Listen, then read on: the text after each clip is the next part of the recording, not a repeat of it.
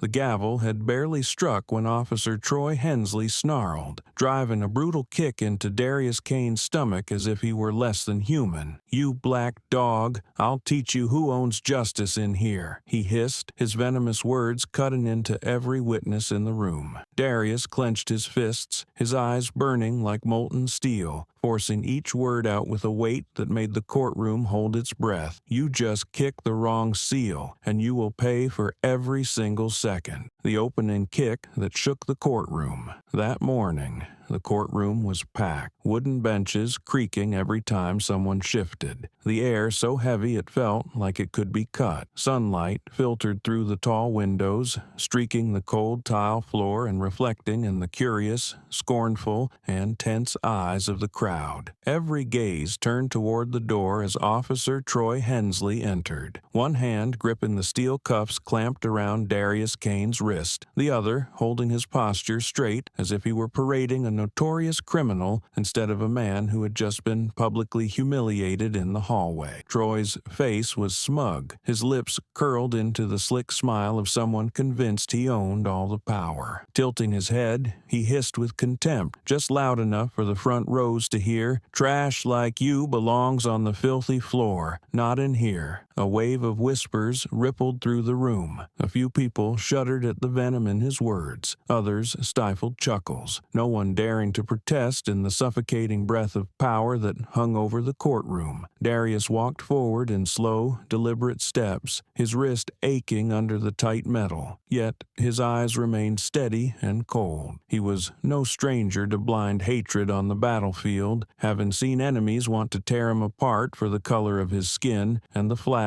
on his shoulder. But what was happening in this place called a court of justice was filthier than any weapon of war, because it wasn't meant to kill him. It was meant to crush his dignity before a sentence was ever spoken. Reaching the center of the room, Darius began to turn to sit in the defendant's chair when a sudden, vicious kick slammed into his stomach with such force that the entire floor seemed to quake. The sound of leather striking flesh cracked through the silence, followed by sharp gasps and a few women's horrified cries. A dead, frozen silence settled over the room until someone blurted out, "God, in the courtroom?" But no one dared to rise or intervene. Darius folded forward, one knee dropping to the icy tiles, his breath ragged, his hand clenched into a fist, veins bulging. Flashes of the battlefield streaked through his mind. Blood, smoke, comrades screaming each other's names through gunfire. He had endured pain before, but never imagined a day would come when he would take a kick meant to degrade him in a place meant to protect justice. Slowly, his head lifted, eyes blazing like live embers, making a few people in the front row look away. Every muscle in his body tensed, not from fear, but from a fury pounding with every heartbeat. All the instincts drilled into him as a soldier urged him to rise and strike back, yet the only thing he did was hold it in, letting the storm churn inside, waiting for the right moment to explode. The judge, a gray-haired man with a face flushed in shock, slammed his gavel hard against the bench. The crack split in the air like lightning. "Order!" he barked, his voice trembling with rage and helplessness. But Troy's derisive chuckle sliced through the sound of the gavel, dominating the room. He took a step back, watching Darius struggle to rise, his lips curling into a thin blade-like line as he muttered just loud enough for him to hear, "Get up, black dog. This is far from over." The hiss was full of malice, like a predator savoring its cruel game. The crowd stayed silent, everyone knowing that when it's a cop throwing the blows, justice will choose its side. Yet Darius's eyes had changed, and in them burned a promise that this would not be the last kick remembered today. He drew in a deep breath, straightened his back slowly, pain still tearing at his stomach, and forced out each word sharp and hard as bullets striking a wall. "I have survived where death lurked in every breath, and today, in front of everyone, you just woke the beast the battlefield once feared. You will pay." The room sank into silence, the air so thick that people people could hear their own hearts pounding. Troy hesitated for a flicker of a second before sneering again, a grin dripping with arrogance, certain that the power of his uniform would shield him forever. No one spoke, but in every witness's eyes a quiet flame took hold. Today, in this place called a court of law, justice had been kicked to the floor, and all knew it would not end easily. The courthouse hallway felt like a giant box trapping the breath of dozens who had just escaped the stifling air of the courtroom. Fluorescent lights dangled overhead, casting a sickly pale glow that turned every face, every glance, rigid and drained of warmth. The gray walls, paint chipped and stained, lined with a few rule signs, became the backdrop for a scene no one wanted to witness but couldn't tear their eyes from. Darius Kane was dragged between two long benches, his wrists locked tight in cuffs, the clinking of metal chains striking like a cruel reminder that even as a man who once wore a uniform and fought for his country, here and now he was treated like a worthless criminal. His steps were heavy but steady, broad shoulders unbowed, his heart pounding with the weight of painful memories and a fury boiling just beneath the surface. Troy Hensley walked close behind, one hand gripping the cuffs, the other yanking sharply now and then as if controlling an object, not a man. His face carried that smug lift at the corner of his mouth, a grin of contempt and sick satisfaction, knowing he was exercising his power in front of every watching eye. Whispered murmurs spread along the hallway. A few people shook their heads in quiet disgust. Others glanced up, then dropped their eyes to their phones, pretending to be busy to avoid meeting Troy's hostile stare. No one dared step in, because this place wasn't just a courthouse of law. It was the territory of cops like Troy, where a few words, a few tugs, could strip anyone of their worth. Troy leaned in, his breath tainted with stale coffee and smoke brushing Darius's ear, his voice scraping out cold as metal grinding on metal. "You think I don't know what filthy blood runs in your veins?" The sound echoed down the hallway, startling a few nearby. A middle-aged couple exchanged a troubled look, the woman's hand rising to cover her mouth as if to stop a breath, the man tightening his grip on her hand, eyes down. They understood what was happening, but no one wanted to be a part of it. Footsteps dragged on the hard tiles, each thud hollow and distant. The two officers flanking Troy broke into laughter, harsh and brittle, dripping mockery and malice. One jerked his chin toward Darius, voice thick and mean, like a cheap joke. Bet he scrubbed floors, not battlefields. Look at that face. A soldier like this is better at kneeling for mercy than holding a gun. The second cop's laugh followed, shrill and cutting, joining in to shred what little dignity the man being dragged still held. The whole hallway trembled with the venom in their words, yet stayed locked in silence, because everyone knew those allowed to laugh today would never face judgment for it. Darius slowed his steps, his shoulders tensing, breath ragged under the weight of fury crushing his chest. He could feel his heart beat pounding like thunder, each thud like a drum summoning hundreds of memories from the battlefield, where he once dragged comrades out of fire and blood, where he fought off death not for glory, but to give someone else a chance to go home. His voice broke out hoarse, yet heavy, every word like a fist slamming the stone floor. "I dragged brothers out of hell to protect this country, even gave my life for scum like you." People lining the hallway instinctively stepped back, their eyes flickering as though a lightning bolt had torn through the dark, a sentence that didn't need volume to demand silence. For a moment, Troy's swaggering power was halted by words born from blood and honor he could never understand. Troy refused to stop, his eyes flashing with anger laced with the sting of being defied in front of a crowd. He shoved Darius hard into the wall, the impact cracking out dry and harsh, a few witnesses letting out audible breaths. Troy leaned in closer, his hot, heavy breath reeking of malice, his words hissing through clenched teeth, thick with cruelty and the certainty of a man who believed no one dared defy him. You'll be begging to crawl out of here before this day's over." Each word was pressed down like a vile promise, a warning that this torment was far from finished, just the opening act for the twisted entertainment he had in mind for the soldier who once placed his life between others and death. Darius raised his head, his eyes no longer just burning with anger, but carrying a silent vow etched as deep as stone. He said nothing more, only stared into Troy's eyes, gaze sharp as a blade forged from surviving darkness, knowing exactly how to make a man who thought he could judge him choke on truth. For a few seconds, the hallway froze solid, the faint rattle of lights overhead and the heavy stomping of officers' boots filling the space like forced intimidation. Someone coughed softly, then went silent again. This quiet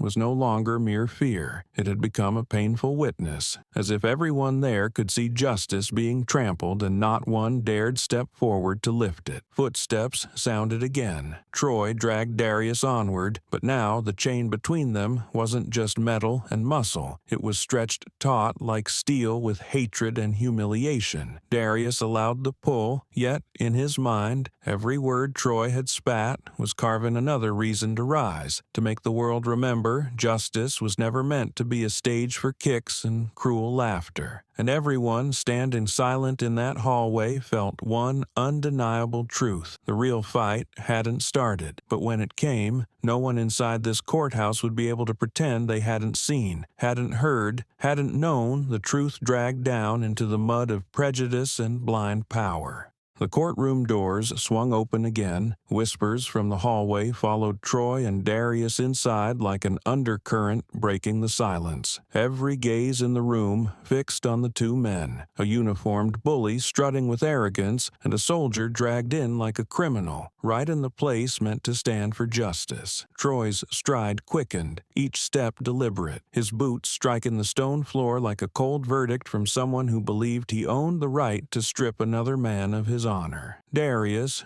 wrists still cuffed, offered no resistance, but his shoulders tightened as if bracing for another cheap blow, his face frozen, not from pain, but from the filth of prejudice and brute power dragging him through the dirt. No one dared speak. The silence was heavy as the public humiliation stretched on like some vile spectacle no one wanted to watch, yet no one was brave enough to stop. Troy shoved hard, making Darius stumble before forcing him down into the defendant's chair, his grip an invisible sentence carved into the body of a soldier who had once survived a battlefield. Not stopping there, he drove his knee into Darius's shoulder, not to restrain but to humiliate him in plain view. The room inhaled sharply, a few murmurs of outrage escaping only to be strangled by the threatening stares of other officers. Sunlight from a window hit Darius's face, his eyes burning with fury, jaw clenched, veins standing out along his temple. He exhaled heavily, holding back the storm raging inside before his voice broke through, hoarse yet sharp enough to cut the silence. "I don't bow to cowards who use the law as a weapon to beat men down." The words dropped to the tiled floor like solid steel, making a few in the back row rise slightly, witnessing for the first time someone face raw power with a tone so cold and full of contempt. A witness near the door, hands trembling, fumbled out a phone and hit record. The camera shot,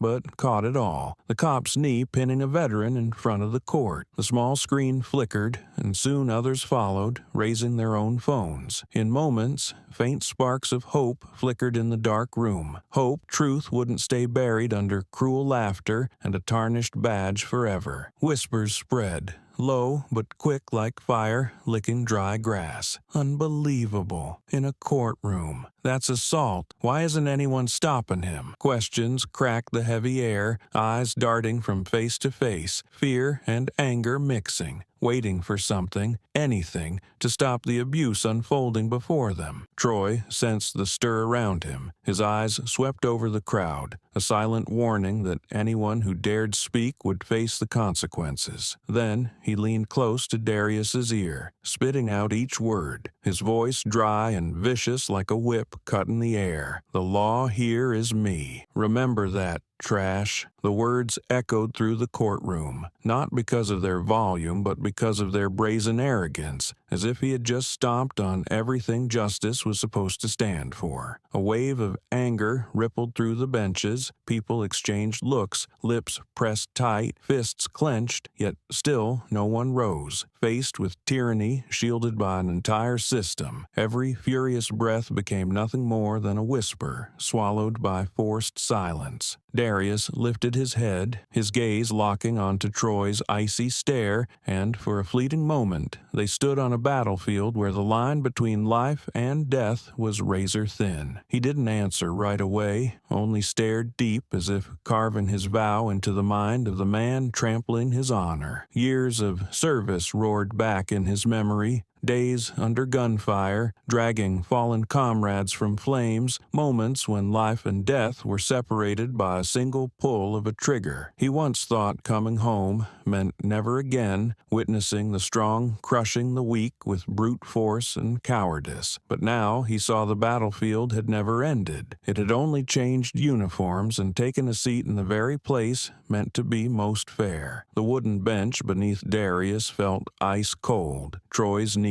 pressing hard into his shoulder, a stark reminder that power could bend the law with a single push. Yet, deep inside, a flame impossible to extinguish burned brighter, the flame of a soldier who had faced death and no longer feared it. Darius knew the moment to strike back hadn't come yet, but it would, and when it did, no kick, no knee, no insult could stop justice from rising. The room remained heavy with silence, only the quiet hum of phones still recording, eyes watching in secret, and one humiliated man sitting tall like a steel wall in the storm, promising that the counterblow would make the self-proclaimed law tremble before the very court he had turned into a swamp of blind power. The metal door of the holding room clanged shut behind Darius with a cold, sharp king, like a blade locking away his freedom and dignity inside four gray-painted walls reeking of dampness and stale sweat. The flickering neon light above cast a murky glow, turning the room into a heavy box where real law had never existed. Troy Hensley stepped in with two other officers, his smug face dripping with contempt, his breath carrying the stench of cigarettes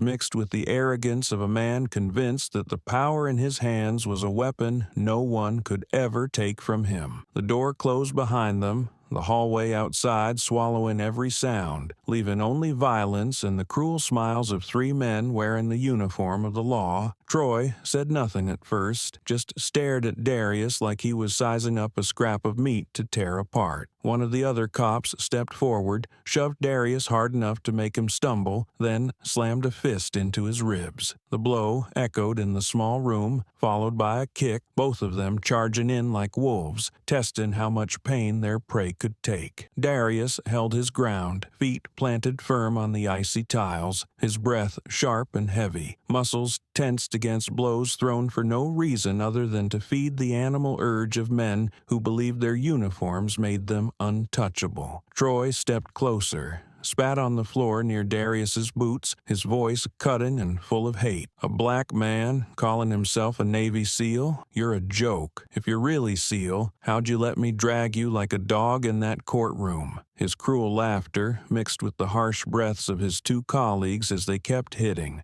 every strike carving the insult deeper into the body and mind of a man who had survived real war zones. Darius lowered his head slightly, feeling the sting of pain spreading along his ribs, but his eyes burned with the storm that had been building through every insult, every kick, every taunt, and every year he had sacrificed to protect a land that now allowed this filth to treat him like garbage. He knew this type well, had seen them on battlefields flying different flags, cowards before equals, savages to those they thought were weaker. Troy thought he was the weaker one, and that was the first and last mistake Troy would never forget. Another punch flew in from the left, and in that instant, the instincts of a special operations soldier roared to life, as fast as a wind flipping the battlefield. Darius pivoted, one foot anchoring him as his arms cut the air like blades, his hand snapping around the wrist of the cop throwing the punch, twisting it until the joint popped. using the momentum to yank the other officer toward him. In seconds, both were pinned, one bent over in agony from a wrenched arm, the other's face mashed against the metal table, gasping for breath under Darius's grip. He said nothing, letting the training forged in hundreds of hours of real combat speak for him. Every move was precise, controlled, fast enough to immobilize but not cripple, because deep inside, the discipline of a soldier still held stronger than the fury threatening to explode. Troy froze, his eyes widening in a split second of disbelief, the world where he had always been the one wielding power suddenly cracking as he saw his two fellow officers pinned down by the man he had marked as weak prey. Darius turned his head, his gaze dark as a storm sky, locking on Troy without a blink. The whole room seemed to stop for 3 breaths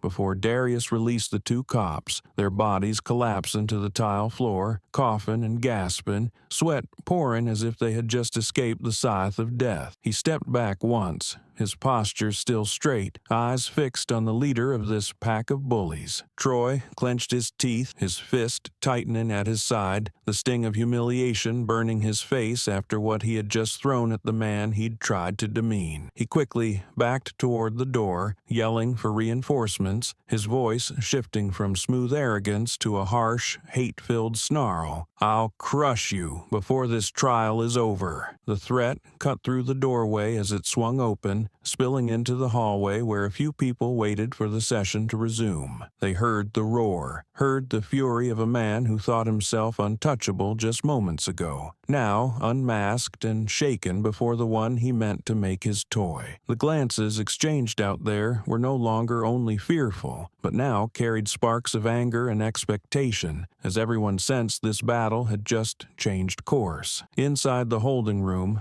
Darius drew a deep breath, his hand clenching, then loosening, knowing the real storm was still ahead, and the next time Troy came for him, that twisted version of law would not be enough to shield him from the truth a soldier who had lived among death would bring. The courtroom door swung open again, its hinges screeching as if protesting having to witness yet another display of cowardice from those hiding behind the guise of justice. Darius Kane was led back to the defendant's chair, a deep bruise staining his cheek, his breath heavy, but his posture still straight as steel. The room was so silent that Troy Hensley's footsteps echoed, each one heavy and deliberate, the false confidence of a man convinced everything was still under his control. He casually brushed dust from his sleeve, adjusted his belt as though he'd just completed a necessary task, not an act of brutality witnessed by many eyes. When the judge asked about what had just occurred in the holding room, Troy shrugged, his voice cold and dripping disdain. "I did what needed to be done to keep the defendant under control. Men like him are always dangerous. We can't let the law be threatened." His words dropped like stones, cold and filthy, weighing down the thick air in the chamber. Whispers began spreading from the gallery, a few in the front row leaning toward each other with murmurs of discontent, their eyes burning with anger but darting around nervously, wary of the looming shadow of the badge. A woman clutched her purse tight on her lap, trembling as she recalled what had just happened in the hallway, but no one dared speak. Only sighs and the disappointed gazes of those who once believed this place stood as a wall between them and injustice remained. Darius sat still, his dark eyes like a bottomless pit, quietly observing everything, his face calm, though every breath carried the heat of anger smoldering in his chest. He was used to silence, trained in the iron discipline of SEAL Team 6, where every action was meant to protect his brothers' lives. But this wasn't a battlefield. This was a cheap play where human honor was traded for laughter and warped power. Suddenly, from the back row, an older man shot to his feet, his silver hair catching the light, his eyes blazing as if seeing fire from the past. His voice rang out, strong yet trembling, cutting through the suffocating quiet. "I know him. That's Darius Kane. SEAL Team 6. He saved my life from Taliban fire. I remember every second of it." The entire courtroom jolted, countless eyes whipping toward him, mouths gaping, some gasping softly as if unable to believe what they had just heard. Darius tilted his head slightly, his gaze softening for a brief instant as he recognized the familiar face of a man who had once escaped hell with him, but he said nothing, letting the truth be spoken by someone else, a testimony landing like a boulder on the chamber floor. Troy faltered, his hand pausing on his belt, the smug grin vanishing from his face for a fleeting moment, as though he'd just seen a ghost from a place he'd never dare set foot, an actual battlefield. But his authoritarian nature resurfaced quickly. He scoffed, his voice rising, desperate to drown out the disruption. A real SEAL wouldn't be sitting here like a criminal. A hero? Don't make me laugh. Heroes don't get dragged through a courtroom like an animal. He turned to the judge, waving his hand dismissively. That's just the sentimental story of an old man. Don't let emotions cloud justice. He thought a few sharp words would be enough to snuff out the spark beginning to burn in the room. But, for the first time, he saw that the eyes staring back at him no longer held only fear. In them flickered true doubt and real fury. Darius slowly lifted his head, his eyes locking onto Troy's. In that moment, time seemed to freeze. Every sound outside faded, leaving only the pounding of two hearts, one belonging to a man who believed himself untouchable, the other to a soldier carrying both the weight of war and the humiliation of today in a gaze cold as steel. His voice cut through the thick air, deep and steady, every word like a blade slicing through the arrogant shell of the man standing before him. I stayed silent under gunfire, stayed silent through fear to bring my brothers home alive. But today, you will hear every word I speak, every word cutting through the lies that turn this place into a circus. His words crashed like thunder, making the people in their seats go still for a few seconds, some nodding in quiet agreement, others' eyes lighting up as truth finally pierced the fog. Troy swallowed hard, feeling as if the wall of power he had built over the years had just cracked deep and wide. He said nothing, only stood there with his fists tightening unconsciously, a flicker of unease flashing in his eyes at the man he had foolishly made an enemy before hundreds of witnesses and a past he could no longer smear with a few cruel words. The entire courtroom sank into a heavy silence, a space where truth had torn open a fracture, and everyone knew from this moment on, nothing would ever be as easy for Troy as he once believed.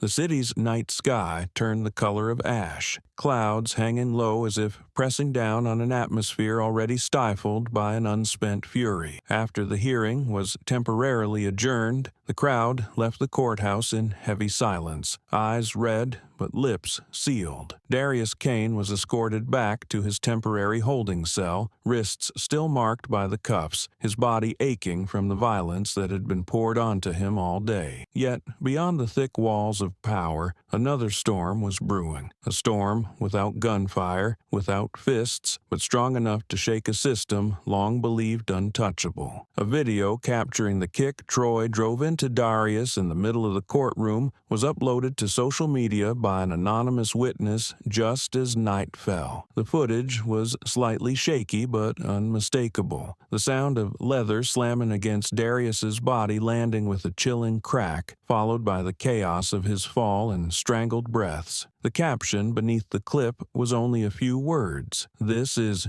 justice, yet that alone was enough to turn a 10-second video into a spark dropped onto a barrel of fuel smoldering beneath a facade of calm. Within hours, it spread across every platform, from obscure personal pages to major forums, shares piling on, furious comments flooding in. Numbers climbed by the minute, millions of views, millions of words of outrage sweeping away every excuse offered in defense of what had happened. What kind of justice is this? Echoed under every post, becoming the collective scream of millions of strangers bound by a shared fury. Those who once believed the courts were the last wall standing for truth now felt betrayed, while those long crushed under abuse of power suddenly saw their own stories reflected in those 10 seconds of violence. Profile pictures across networks changed to the image of Darius collapsing in the courtroom, his face, but his stance pants already burned into people's minds as a symbol of justice being trampled in broad daylight. Short,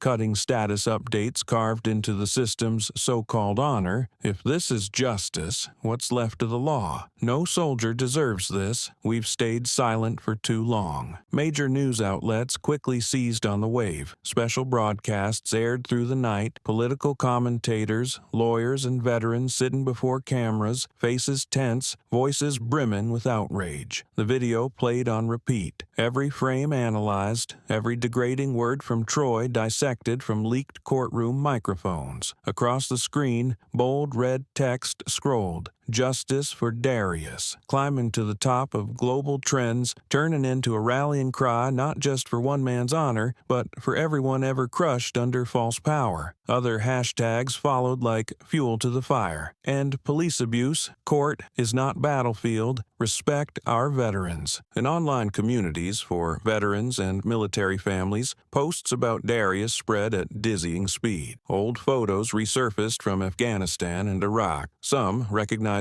Darius, the young soldier who once risked his life to pull teammates out from heavy fire. Other veterans spoke up, voices thick with anger. He protected us out there, but who protects him back home? A man left a comment beneath a picture of Darius. I fought beside him. No one deserves to be kicked across a courtroom floor, least of all someone who gave his youth for our freedom. Families of victims of past abuse joined in, painful stories pouring out, pictures of loss flooding the net, turning social media into a vast white wall covered with cries for justice. A mother wrote about her black son beaten in Holden and never coming home, and a sister reposted a clip of her brother being slammed to the ground by police over a petty, unwarranted arrest. Every line was a scar laid bare, and the kick to Darius became the last drop, gathering all that fury into a massive movement that grew beyond city limits, swept across the nation, and reached other corners of the world where similar tragedies had unfolded. International journalists entered the fray, foreign headlines harsh and unflinching. Special ops soldier returns from war, humiliated with a kick in court, American justice under global scrutiny, the victim is a war hero. Comments poured in worldwide, many expressing shock and anger, questioning U.S. policing and legal systems, asking how someone who once fought for freedom could be beaten publicly with no one stepping in. On live commentary streams, millions watched together, sharing a bitter ache. They didn't know Darius, but the image of a soldier collapsing in court etched itself into their minds like a collective wound. In the dim light of his holding cell, Darius didn't fully grasp the storm outside, but he sensed something shifting. A young officer knocked gently, sliding in a late dinner with an unfamiliar look in his eyes, part pity, part respect. Darius didn't ask questions, but deep down he knew his story had escaped these walls, now living on screens, in words, in a swelling roar for justice. He recalled the silent faces in the courtroom, helpless as the kick landed. That silence was now turning into voices, into a scream that couldn't be stifled anymore, and though the fight ahead would be long, he knew he was no longer alone. When the clock struck midnight, the day's final broadcast closed with a now iconic frame. Darius crumpled on the courtroom floor, and beneath it,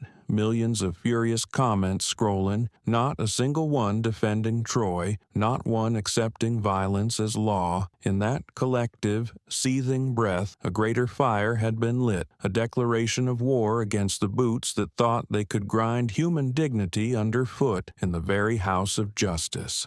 As dawn barely broke over the city skyline, millions of people were still gripped by the outrage sparked by last night's viral video. Across America, a tidal wave of debate, demands, and questions rose, all centered on that humiliating kick delivered in open court, witnessed by millions through their phone screens. While mainstream broadcasts hesitated to choose their words, an independent journalist named Mason Fletcher began doing what no major outlet dared to do, uncovering the truth about the man behind those images, the man dragged and kicked to the floor, yet standing tall with eyes like steel. Mason, a former war correspondent who had seen brutal firefights in the Middle East, knew from the way Darius held his balance, from the absence of fear and the controlled stillness of someone long accustomed to staring death in the face, that this was no ordinary man. He dug through military records, reached out to old sources still lingering in the armed forces. Classified documents surfaced piece by piece, painting a stark, formidable portrait of a life unknown to the public. Darius Kane had once been part of SEAL Team 6, entrusted with missions so secret that only a handful in government knew the details. He had led hostage rescues,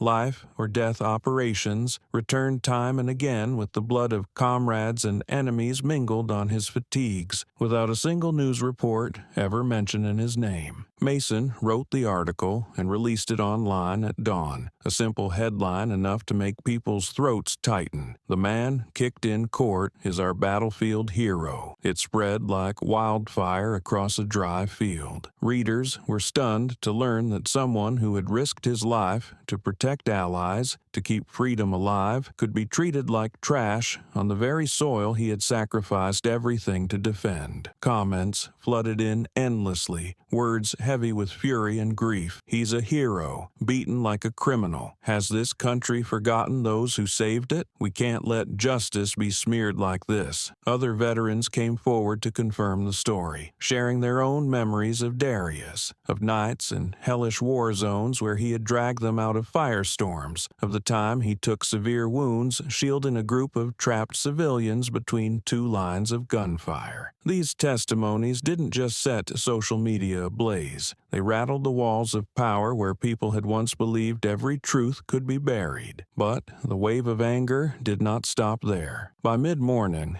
a second video suddenly surfaced from an anonymous source, showing Darius being assaulted inside the holding cell. The footage was blurry but clear enough to reveal Troy and two other officers surrounding him, fists and boots striking his handcuffed body over and over. The hiss of insults filled the audio, filthy, racist slurs cutting through the recording like knives into the viewers' hearts. The clip ended with Darius staggering upright, his eyes locked on his abusers, unbroken despite blood and bruises covering his body. Social media erupted once again, calls for investigation, punishment, and police reform flooding every platform. Live broadcasts on multiple networks immediately shifted focus, replaying the video, dissecting every act of blatant human rights abuse happening inside a courthouse, supposedly the last sanctuary of justice. Posts tagged number justice for Darius climbed into the millions within hours. Crowds in major cities began gathering spontaneously outside police headquarters, holding up hand-painted signs reading, "Courts are not filthy battlegrounds. Respect those who protected us. We will not be silent anymore." International outlets updated minute by minute, images of peaceful protests spreading on screens from New York to Los Angeles, from Chicago to Houston, all echoing the same question. Does justice even exist if a hero can be trampled like this? Meanwhile, Troy Hensley fell silent, avoiding the media, refusing every interview request. His face was absent from press conferences, with only whispers from inside the department saying he continued working as usual under tight protection from public backlash. The local police department was finally forced to issue an official statement, a short message read on television in a flat, detached voice. "We followed proper procedures to ensure safety in court. The incident is under review, and we urge the public to remain patient as the investigation proceeds." The words dropped into the sea of outrage like dirty water, not extinguishing the fire, but making it burn hotter. Comments flooded under the department's post. What procedure allows kicking a non-resistant man in the gut? What procedure allows torture in a holding cell? What procedure allows disgracing a SEAL Team 6 member in front of justice? Inside the cramped cell,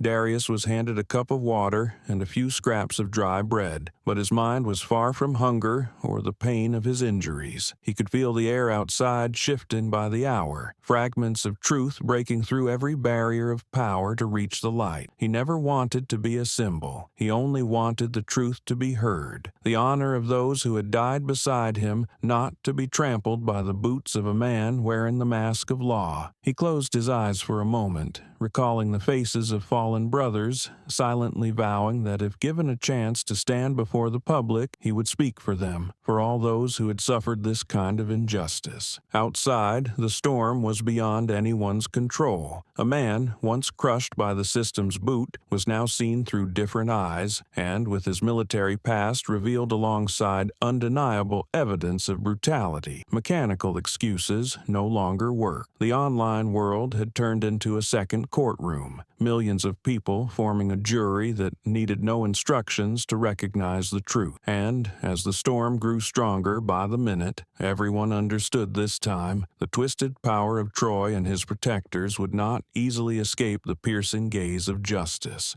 That morning, the road leading to the county courthouse was no longer the quiet path of hurried footsteps and a few parked police cars. Instead, the entire street had turned into a surging sea of people, signs filling both sidewalks, chants crashing like waves against the cold stone walls of a building supposedly erected to protect justice. Thousands stood shoulder to shoulder, holding high, hastily painted boards in red spray and black ink, but with iron resolve. Navy SEAL deserves justice. We won't be silent. Justice is not a privilege. A torn American flag was raised high by a group of veterans, silver medals gleaming on their chests, faces carved with the fury of men who once fought for this country, but today witnessed a brother in arms trampled by those wearing the badge of law. The air was thick with tension, the sound of hand drums and synchronized chanting pounding like a single heartbeat shared by thousands of enraged souls. TV cameras swept across faces, catching reddened eyes, lips pressed tight in anguish. A witness from the previous day, the one who had uploaded the first video, now stood on the courthouse steps, gripping a reporter's microphone thrust toward him and shouting straight into the lens, "They think they are the law, but today justice will win." The words struck like a match, igniting the crowd, a roar of "Justice for Darius," rolling through the streets, reverberating off buildings, echoing to the far end of the avenue like a declaration that could not be ignored. National and international news outlets broadcast the scene live, images of thousands bravely demanding fairness spreading everywhere, impossible to look away from. Meanwhile, Troy Hensley emerged from a side gate of the courthouse flanked by a few officers. He pulled his cap low to shadow his eyes, but it couldn't hide the defiance etched across his face. Reporters swarmed in, microphones thrust toward him, questions firing one after another. "What do you say about the second video? Do you regret what you did to Darius Kane? Do you think you still have the right to represent the law?" Troy didn't shy away. His lips curled into a smirk, his voice sharp as he spat. "I'd do it again if I had to. No one but the police knows what safety in a courtroom means." His words were gasoline on an already raging fire. The crowd outside heard them, whistles of outrage and furious shouts shaking the small square in front of the courthouse. More signs were raised high, voices torn raw, screaming, "You're the danger! We see you!" The veterans in the front row clenched their teeth, some shouting, "You're not worthy of that badge." No one believed Troy's excuses anymore, and today he faced not just one soldier, but an unstoppable tide of justice he could not silence. Police sirens wailed in bursts, but could not drown the growing chant of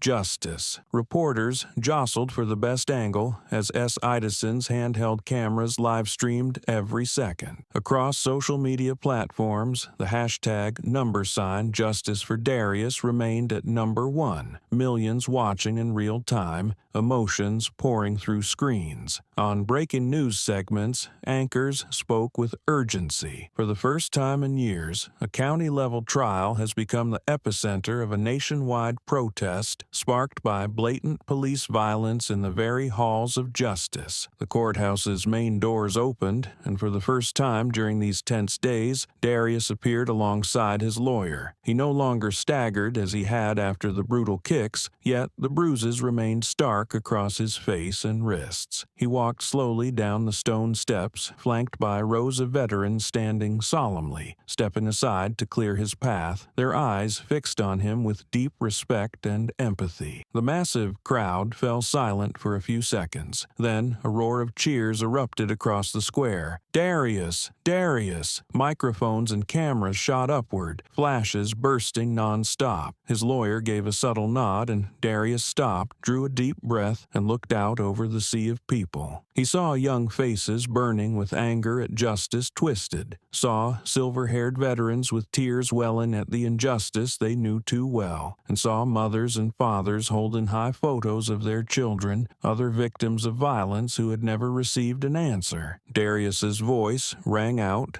low and firm, each word heavy as lead pressing on the charged air. "I fought on the battlefield to protect freedom. Now I fight in the courtroom to reclaim it." The square froze for a heartbeat, then thunderous applause and chants exploded, thousands shouting in unison, "Justice! Justice!" Many wept openly, some placing their hands over their hearts as if his words had struck straight into the pain and long-held hope they carried. Darius's lawyer followed, declaring to the press that they would take the case to federal court if justice was not delivered fairly, that no uniform should ever serve as a license to brutalize a human being in the very place meant to safeguard their rights. In that moment, no one doubted that this was no longer a single case. It had become a symbol of a greater fight, one to reclaim the true meaning of law and honor for those who had shed blood to protect freedom for all. From the courthouse balcony, staff who had stood in silence now looked down, some raising their hands to clap in rhythm with the crowd, others turning away from the gaze of the cameras. Troy stood in the shadows of the hallway behind them, his face pale as he realized that today the truth could no longer be crushed beneath his violence and power. The fury outside had turned into a storm, and no matter what the upcoming trial would bring, he knew the entire world was watching, waiting for every step justice would take, a justice he once believed he could grind under his boot. Inside the regional FBI building, dim yellow light spilled over the conference room where stacks of files towered on the table, each page carrying the weight of years of buried injustice. Veteran agent Jonathan Hayes leaned forward over the pile of documents freshly transferred from the local police department, his eyes narrowing line by line, every page turned cutting deeper into his already fractured faith in the law enforcement system. On the large screen at the head of the room, Troy Hensley's name appeared repeatedly alongside reports of violence, coercion, and abuse of power, most marked as insufficient evidence or handled internally. Jonathan looked up at the room, younger agents watching in silence, their faces a mix of outrage and disbelief, seeing for the first time a long chain of complaints vanish systematically as if an unseen hand had bent the truth itself. He tapped his fingers lightly on the table, his voice low and firm. "We're looking at a pattern of violence being covered up, not just individual misconduct." As more digital records were pulled up, a long list of victims emerged, most of them people of color, with allegations ranging from unprovoked beatings to abuse of authority during arrest. Jonathan paused on a file deleted from the main database, but recovered from a backup, detailing an assault 3 years ago in which a 16-year-old boy suffered broken ribs inside a police station under Troy's command. The case had been closed with a note saying, "Insufficient witness evidence," even as medical reports confirmed the injuries were real. Many other cases followed the same pattern. Complaints filed,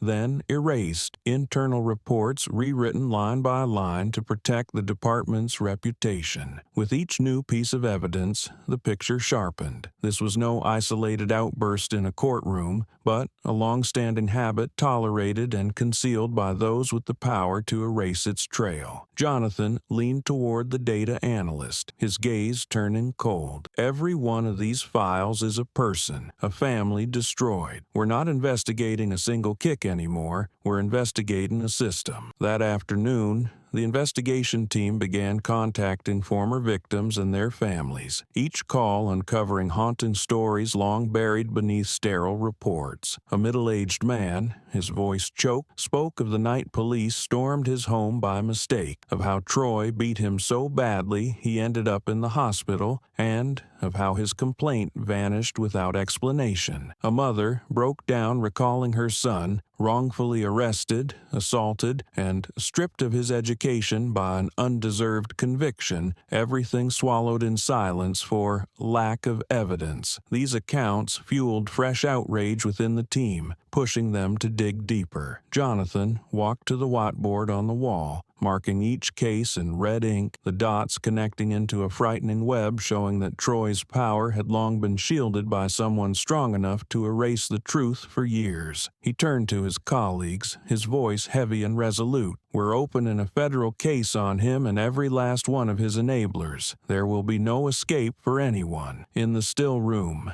they all understood this investigation was not only to win justice for Darius Kane, but also the last chance to expose the darkness that had suffocated justice for so long, to return a voice to every name that had been erased from those files. In the quiet FBI conference room, the large screen continued flashing images and reports restored from old data, every new piece of evidence thickening the air. Jonathan Hayes stood with arms crossed, eyes fixed on the list of erased cases, while other agents scribbled notes, barely concealing their anger. One of them, a young agent with a low, firm voice, suddenly cut through the tense silence. He thought yesterday's kick was power. Today, it's the proof he can't escape. The words echoed through the room, all eyes shifting to the screen where Troy's face appeared frame by frame from the video. His smirk at the moment of the kick now transformed into silent self-incrimination before millions. Jonathan nodded, his gaze hardened by years of brutal investigations, yet never having felt the system he served so tainted. He signaled to an assistant to call Darius, instructing him to come in that same day, as his testimony was now crucial not just for the courtroom assault, but as the key to unlocking a vast, hidden network of violence. Darius arrived at the federal building in the late afternoon, bruises still visible, but his eyes steady and unflinching, a man familiar with the edge between life and death. Agents made space for him at the table, thick files stacked neatly beside him, the screen behind showing names of victims, erased timelines, and once-lost fragments of evidence. Jonathan met his gaze, his tone low and respectful. "We need you to help bring all of this to light. Everything you've witnessed, everything you've endured with Troy and the people who protected him." The room held its breath as if awaiting a decisive turn. Then Darius nodded, his hand firm on the solid wooden table, his voice strong and unwavering. "I'll tell it all. No one else is going through this hell again." His eyes didn't just meet Jonathan's, they seemed to pierce through the files to the pain of countless silenced lives within them. Around the table, agents gave slight nods, pens ready, the recorder glowing red like a small but fierce flame of hope. The air shifted, no longer heavy with quiet anger, but alive with determination, because everyone there understood that what Darius was about to share could do more than bring down one abusive man. It could shatter the wall of silence around a corrupted system, allowing truth, for the first time in years, the law, to stand unbroken by the boots of those who had once claimed the right to define the law.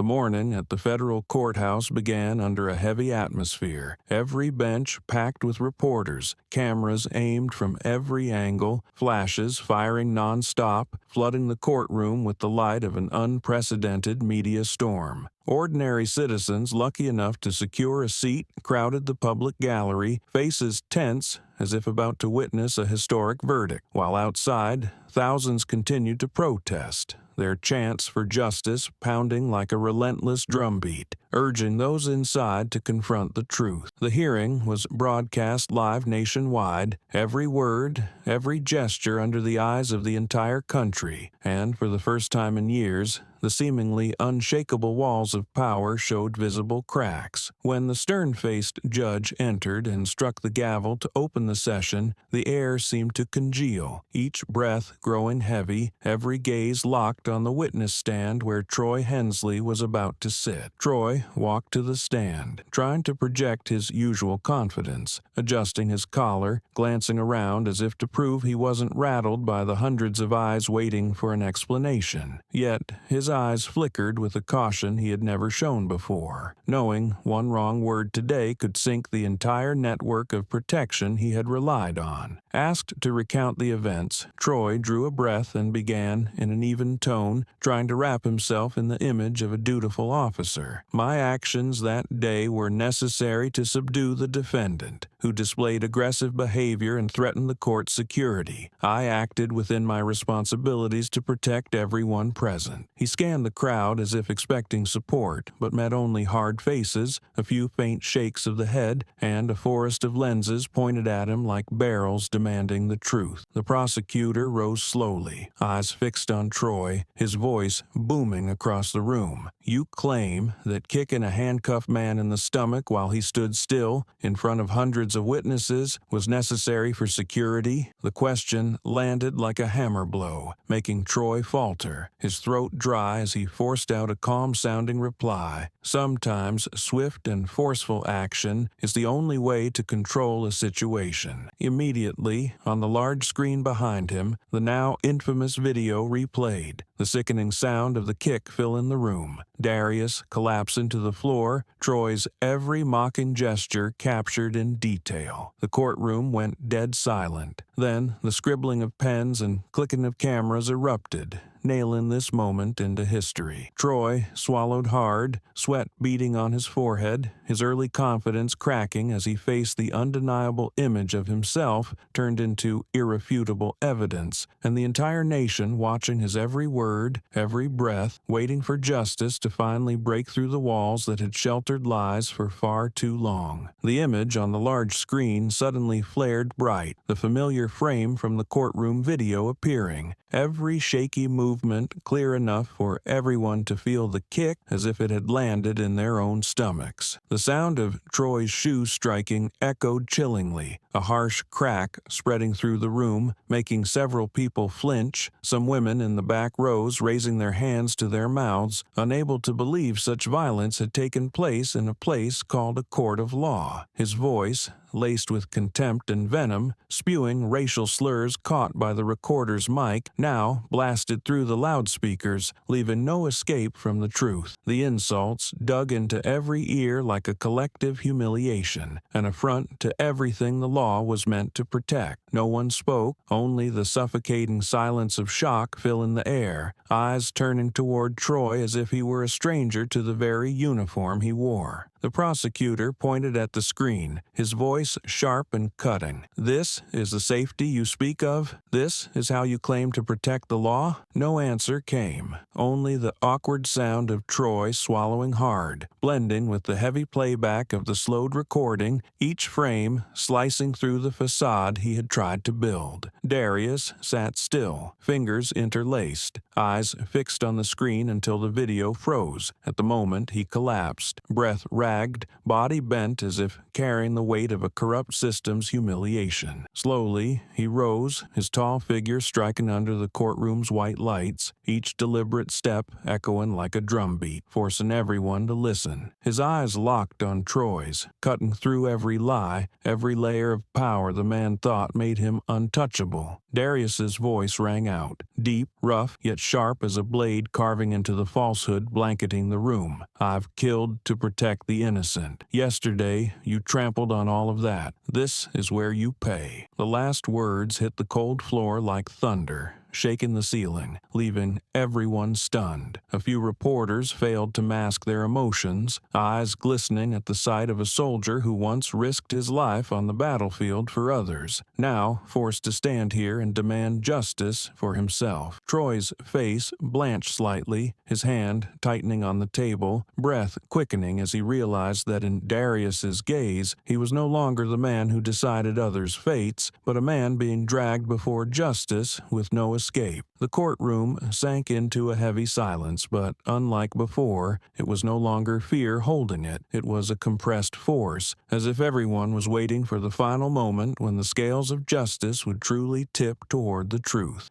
The next morning, the local police headquarters, usually steeped in quiet authority and untouchable power, descended into chaos under the footsteps of a federal task force. Black SUVs lined the entrance, their tinted windows reflecting the early sunlight, while inside, dozens of seasoned agents moved into the building, faces set with cold, steel-hard resolve. Local officers stood frozen, some trying to feign CA, but their eyes betraying unease, knowing the years of bending truth were about to come at a price. Filing cabinets scraped open, locks clicked, drawers yanked out as piles of documents hit the tiled floor like long-buried secrets finally dragged into the light. In the command room, agents spread folders across a large table, cross-checking restored digital data against the official reports on record. The discrepancies so glaring that no one on the investigative team needed further explanation. Cases of violence targeting black citizens, once marked insufficient evidence, now display victims' names, photos of injuries, and ignored testimonies, all tied to Troy Hensley or his unit. When one agent pulled out an old file, inside were torn photos and ripped-up reports, and another name surfaced repeatedly: Charles Beckett, Troy's direct commander. Recovered data showed Beckett had signed off on deleting at least 8 internal investigations, all against Troy, citing protecting the department's image and avoiding harm to the unit's reputation. A memo, long hidden, revealed Beckett's connection to several local political figures who had consistently backed the department's budget in exchange for invisible protection from civil lawsuit. Jonathan Hayes stood motionless before a newly updated whiteboard, red lines linking Troy to Beckett and Beckett to figures with even greater power. Turning to his team, his voice came out dry but forceful. This isn't just a rogue officer. This is a network of cover-ups, every link soaked in darkness. The younger agents stayed silent, some clenching their fists in anger as they read the cold words treating citizens' lives and dignity as commodities erased with a few strokes of a pen. The search dragged on for hours. Box after box of files and data archives cracked open, evidence piling high on the conference table like a mountain. An agent uncovered a hard drive hidden in a safe containing an internal recording between Troy and his superior, Beckett's deep, sharp voice issuing direct orders. Handle that case. Don't let anyone dig it up. I don't want to see your name in the papers again. When these words were played back, the entire investigative team fell silent. The truth lay bare that violence had not just been the act of an individual, but had been shielded and nurtured by a system willing to suffocate justice for power and reputation. Jonathan wrote 3 short words in the corner of the whiteboard: Cover-Up Network, beneath which stretched a long list of cases once buried and forgotten. He looked at each person in the room, his tone low but unyielding. We're not letting anyone in this chain escape responsibility. This is the time to strip away every layer that's hidden the truth for far too long. In the heavy, leaden air of the room, everyone understood this investigation was no longer just a mission, but a fight to reclaim dignity for those whose voices had been silenced, and the only chance to put an end to a protection racket that had turned justice into a cruel joke for years. That afternoon, in a special extended session, federal agents summoned one officer after another from Troy's former unit for questioning. The atmosphere in the conference room like a pressure cooker on the verge of exploding. Among the tense, wary faces, a young officer in a wrinkled uniform, hands clenched white from stress, finally shattered the wall of silence that had stood for years. His voice shook, but carried enough weight for all to hear. If we didn't comply, our careers were destroyed. Anyone who dared stand against Troy and the brass was transferred, smeared, or stripped of their badge entirely. The confession cracked the room like thunder. Eyes swung toward him, some agents scribbling notes furiously, while others glanced at Jonathan Hayes for the signal to verify every word. The statement accused not just Troy, but exposed an internal machine of threats and suppression, where law had been twisted into a weapon shielding violence, crushing anyone who tried to speak up. Jonathan took a deep breath, his hand resting on the file with the young officer's name, and said, each word steady and deliberate, "You did the right thing today. Justice needs people brave enough to stand, no matter how steep the cost." In that moment,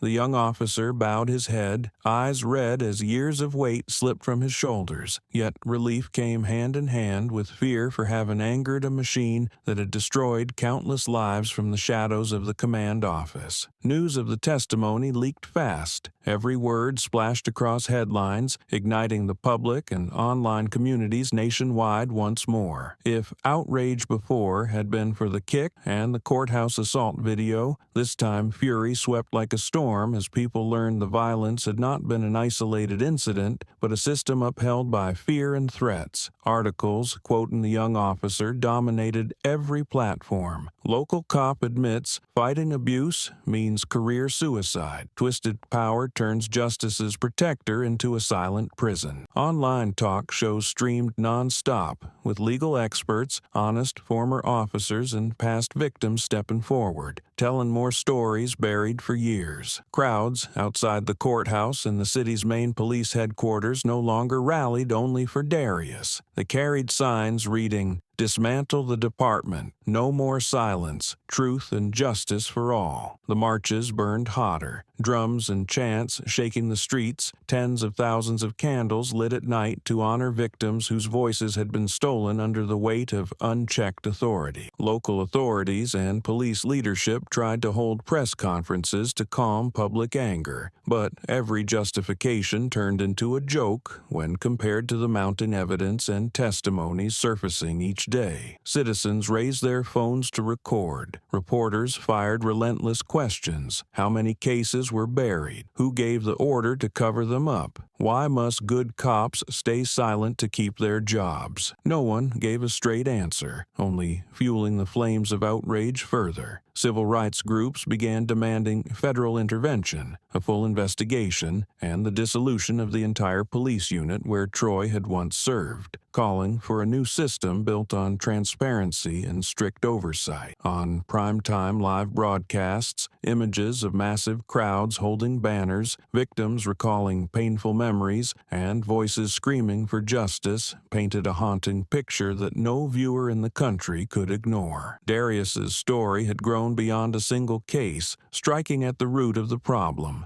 Unchecked power and organized cover-ups had turned a law enforcement agency into an institution that spread fear. In the days that followed, every hour brought new voices to the fight, from politicians and lawyers to ordinary citizens who had never crossed paths with the justice system but now felt betrayed by it. The pressure on local authorities and the police apparatus became impossible to deny as the entire nation spoke with one voice demanding answers, and unless justice was delivered completely, the fury would not stop until the last wall of protection came crashing down.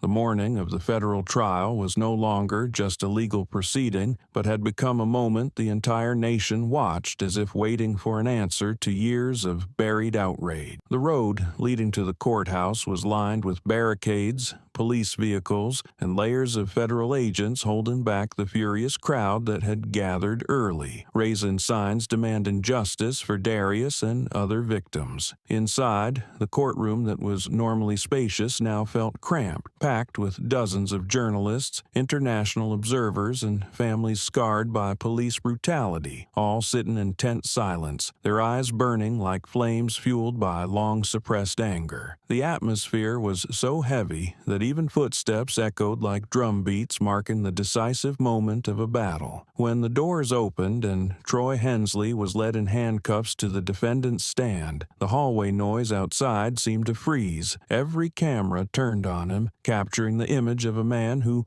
once strutted in uniform, now shackled, a symbol of unchecked power finally dragged down from its pedestal. His steps were slower than usual, his eyes darting around as if searching for an invisible escape, but there was no one left to shield him. All former allies drowning in the federal investigation, no one daring to stand up for him anymore. When Troy sat down in the defendant's chair, his defense attorney rose, his voice shakier than in previous hearings. The argument he clung to had only one thread. My client was under immense work pressure. Dangerous and unpredictable circumstances forced him to react to ensure everyone's safety in the courtroom that day. But those words sounded hollow against the flood of undeniable evidence. Audio recordings, videos, witness testimonies, and the results of the federal investigation exposing a brutal truth. Troy's violence was never about pressure. It was a habit long enabled, a weapon used to humiliate and intimidate the powerless. The prosecutor stood,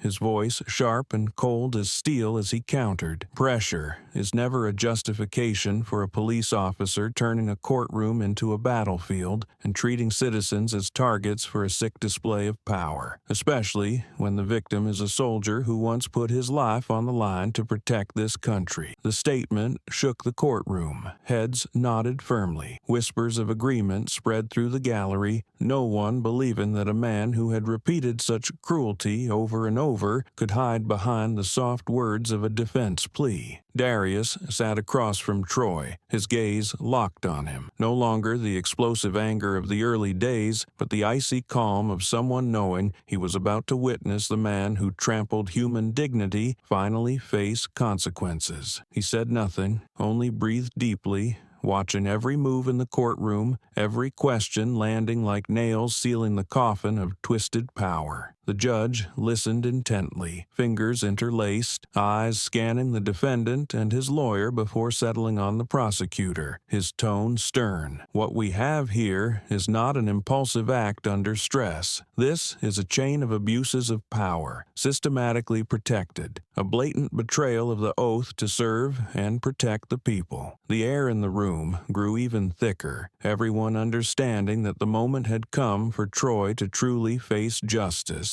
and no wall of power could shield him from the truth now blazing under the light in the eyes of millions watching. The judge leaned forward, his fingers tapping lightly on the hard wooden bench before his voice broke the silence, deep and weighty, like a verdict already etched in the hearts of millions watching this trial. Pressure does not give you the right to turn the law into a tool to humiliate and abuse citizens. His tone thundered, each word landing like a hammer strike in the thick, suffocating quiet of the courtroom. The spectators sat pressed together, no one moving, the air frozen under the weight of that stern declaration, as if the towering wall of power shielding Troy Hensley had just been shattered by the cold sound of undeniable truth. Troy drew a sharp breath, his eyes darting around, sweat beading on his temple. He opened his mouth to speak, but the words stuck in his throat, because for the first time, no colleagues, no superiors, no No internal memo could save him from the gaze of true justice. His defense attorney lowered his head slightly, trembling hands straightening the meaningless stack of papers in front of him. Every argument they had tried to build dissolved under the weight of a single statement no one could refute, because it pierced to the most basic truth every human being knows. Power is never a reason to torment and trample on another's dignity. Darius had sat silently since the start of the hearing, his hands clasped, his body like a steel statue in a room full of painful memories where only weeks before he was the victim. As the judge's words rang out, he slowly lifted his head, his dark eyes deep as a bottomless pit, sweeping toward the bench where Troy sat frozen. His footsteps echoed steadily as he walked to the witness stand, each step pounding like a war drum, awakening the memory of that day for everyone in the room. He stopped, standing tall, breathing evenly, his gaze as sharp as a freshly honed blade cutting through all lies and cover-ups. His voice came, each word heavy as lead, sinking into every ear, not loud but slicing like lightning splitting the darkness. Today, you learn what fear feels like, the same fear you planted in others. The words twisted like a knife straight into Troy's heart, making him swallow hard, his hand clenching the edge of the table without realizing it. The room was so silent you could hear your own heartbeat, hear the tight breaths of hundreds witnessing the moment a man who once wielded fear as a weapon now felt that very weapon turning on him. Darius's eyes never left Troy, and in them was a battlefield where blood and life had once been separated by a single trigger pull, where he had seen weaker men crushed by blind violence. Now he carried all that memory to stand before the one who had once thought himself the law, to make him understand fear was no longer something he could use. It was something he had to taste. For a fleeting second, Troy turned his face away to avoid that gaze, but it was dragged back, pinned by the cameras, by countless eyes fixed on him, forcing him to sit and listen to a verdict not from the warped system that once protected him, but from a soldier, from millions of victims, and from the real justice now being rewritten. The judge was silent for several seconds, eyes locked on Troy, hands gripping the wooden gavel as if ready to strike at any moment, then solemnly declared that the following time would be for the jury to deliver their final decision based on all the irrefutable evidence laid bare. The courtroom seemed to breathe again after minutes of suffocating tension, but no one looked away from Troy.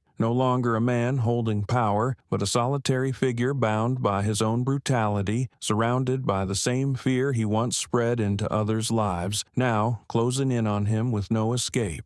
The courtroom fell into complete silence when the name Darius Kane was called to take the witness stand. Hundreds of eyes followed his every step, the tall man moving slowly yet firmly, carrying an invisible weight of battlefield memories and the humiliation he had endured in the very place that was meant to protect the truth. He stood straight before the microphone, his gaze sweeping across the room before locking on Troy Hensley, who sat with his head lowered behind the defendant's table. No sound rose except the scratching of pens and a few tense breaths, the entire room holding itself still, waiting for the words about to be spoken, words from a soldier who had lived and died many times on the battlefield to defend a flag that yesterday had been trampled mercilessly under the boot of a man wearing the robe of law yet forgetting its meaning. Darius's voice was deep, hoarse, as if forged in wind, dust, and gunpowder, each word falling heavy like lead on the floor. He began recounting his youth in Afghanistan, where every day he and his comrades walked into gunfire as though crossing the thin line between life and death. He spoke of moonless nights, helicopters screaming overhead, boots sinking into mud mixed with blood and dust, a place where every mission could be the last time they heard the call of home. He named each comrade who never returned, men who laid down their lives to keep the American flag standing on the base, a flag that made children in war zones clutch their mothers' hands with the fragile belief that someone was there to protect them. I watched my friend fall just to shield a child from a hail of bullets. I promised them that when we came back, we would tell their story so no one would forget what they gave for this country. His voice voice caught as he spoke of those who died in silence, unsung on television, unknown to the world except to those few who survived like him. Darius looked around the courtroom, then fixed his gaze on Troy, his tone sharpening like a blade slicing through the lingering veil of pretense. Yesterday, right here in this courtroom, you kicked me. You kicked my skin color. You kicked the honor of every man who died on the battlefield to keep standing the flag you disgraced with that act. You didn't just strike a soldier. You struck at the very values of justice and freedom we once risked our lives to preserve. The words tore through the silence like thunder, many in the gallery bowing their heads, some reporters setting down their pens to swallow tears, while families who had lost loved ones to war clutched each other's hands,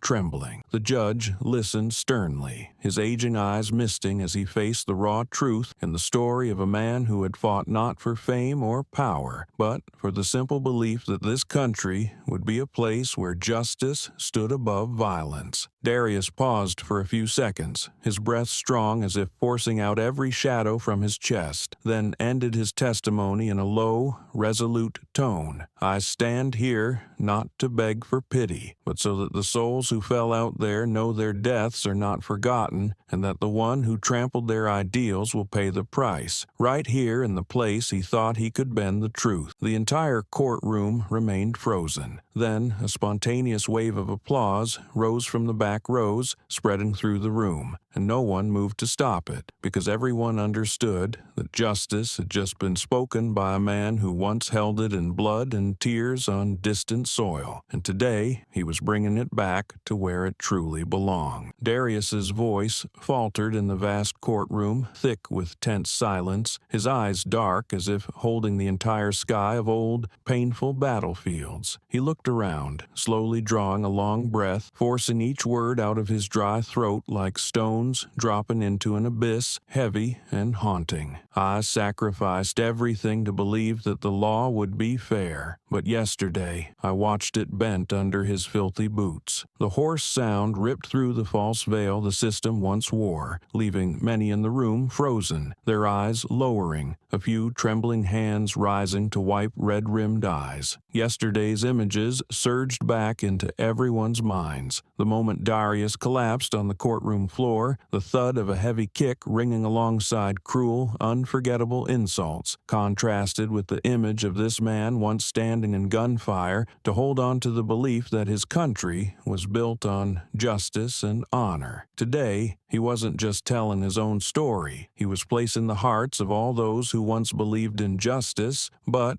were betrayed on the scales, forcing everyone to witness that this wound was real, and it could not be covered by cowardly apologies or cheap excuses. The air in the courtroom grew heavier under the weight of truth, muffled sobs escaping from women and aging veterans in the back rows, men who had once fought to protect their homeland, but now saw their comrades standing against injustice on home soil. On the jury bench, no eyes wavered or hesitated anymore, all of them fixed coldly on Troy, sharp as blades forged in the fire of truth's fury. They no longer saw an officer once praised as a guardian of order, only a man who had twisted power to humiliate and abuse the innocent, a man who had trampled on the sacred value of law that they themselves had been called here to protect. Their gaze was so cold that Troy, once convinced he was the law itself, lowered his head for the first time, his shoulders trembling slightly as fear began to creep under his skin, the same fear he had planted in so many others now pressing down on him. Darius did not look away. His lips closed after his final words, but his gaze kept condemning, nailing the man to a truth he could not escape. Reporters bent over their notebooks at once, some quietly brushing away tears, camera lenses sweeping over tear-streaked faces in the gallery before stopping on the panel of judges exchanging glances. No words needed yet. Everyone understood one thing. This trial was not only judging one act of violence, it was passing judgment on a corrupted way of wielding power that had turned the House of Law into a place where law itself was destroyed. In that moment, justice felt alive, trampled but unbroken, breathing again through the soldier's hoarse words, making everyone in the room bow their heads to truth and to tears shed not only out of sympathy, but because a long-buried faith was stirring awake after too many years in darkness.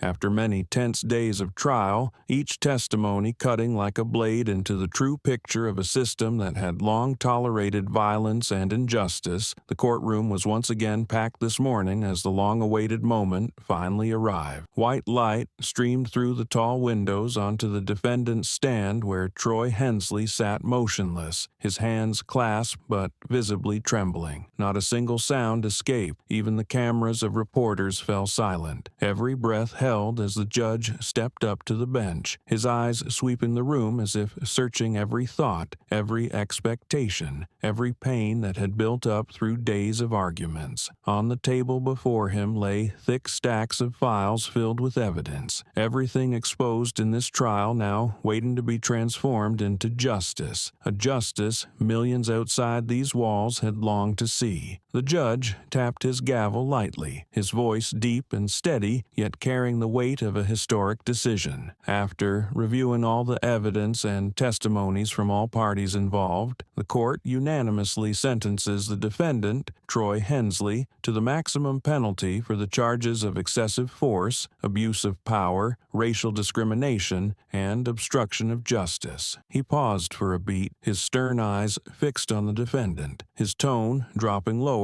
but cutting sharp as a blade slicing through what had once shielded Troy's twisted authority. Your actions were not momentary mistakes. They were a blatant betrayal of the oath to protect people, a disgrace to the principles of law meant to safeguard everyone, regardless of skin color or status. The gavel struck firmly, thundering like a storm in the silent courtroom, freezing everyone in place. Troy sat unmoving, his face pale, lips twitching as if to protest, but no words would come out. His hands shook on the wooden table, knuckles standing out, veins bulging as though straining under the crushing weight of complete downfall. Every image of power he had once worn was stripped away, leaving only a criminal laid bare before the world, a man who once thought he was the law, now punished by the very law he defied. From the gallery came quiet sobs, a few deep breaths of relief like a breeze moving through the room thick with tension. Darius sat still, his eyes fixed on the judge's bench, not gloating but steady and resolute, as if speaking for all those whose honor had been trampled, saying that justice had finally prevailed. Reporters scribbled furiously, cameras flashing in bursts, live broadcasts capturing a moment the nation would never forget. The moment the man who had once used a kick to trample justice was finally forced to kneel before it, stripped of power,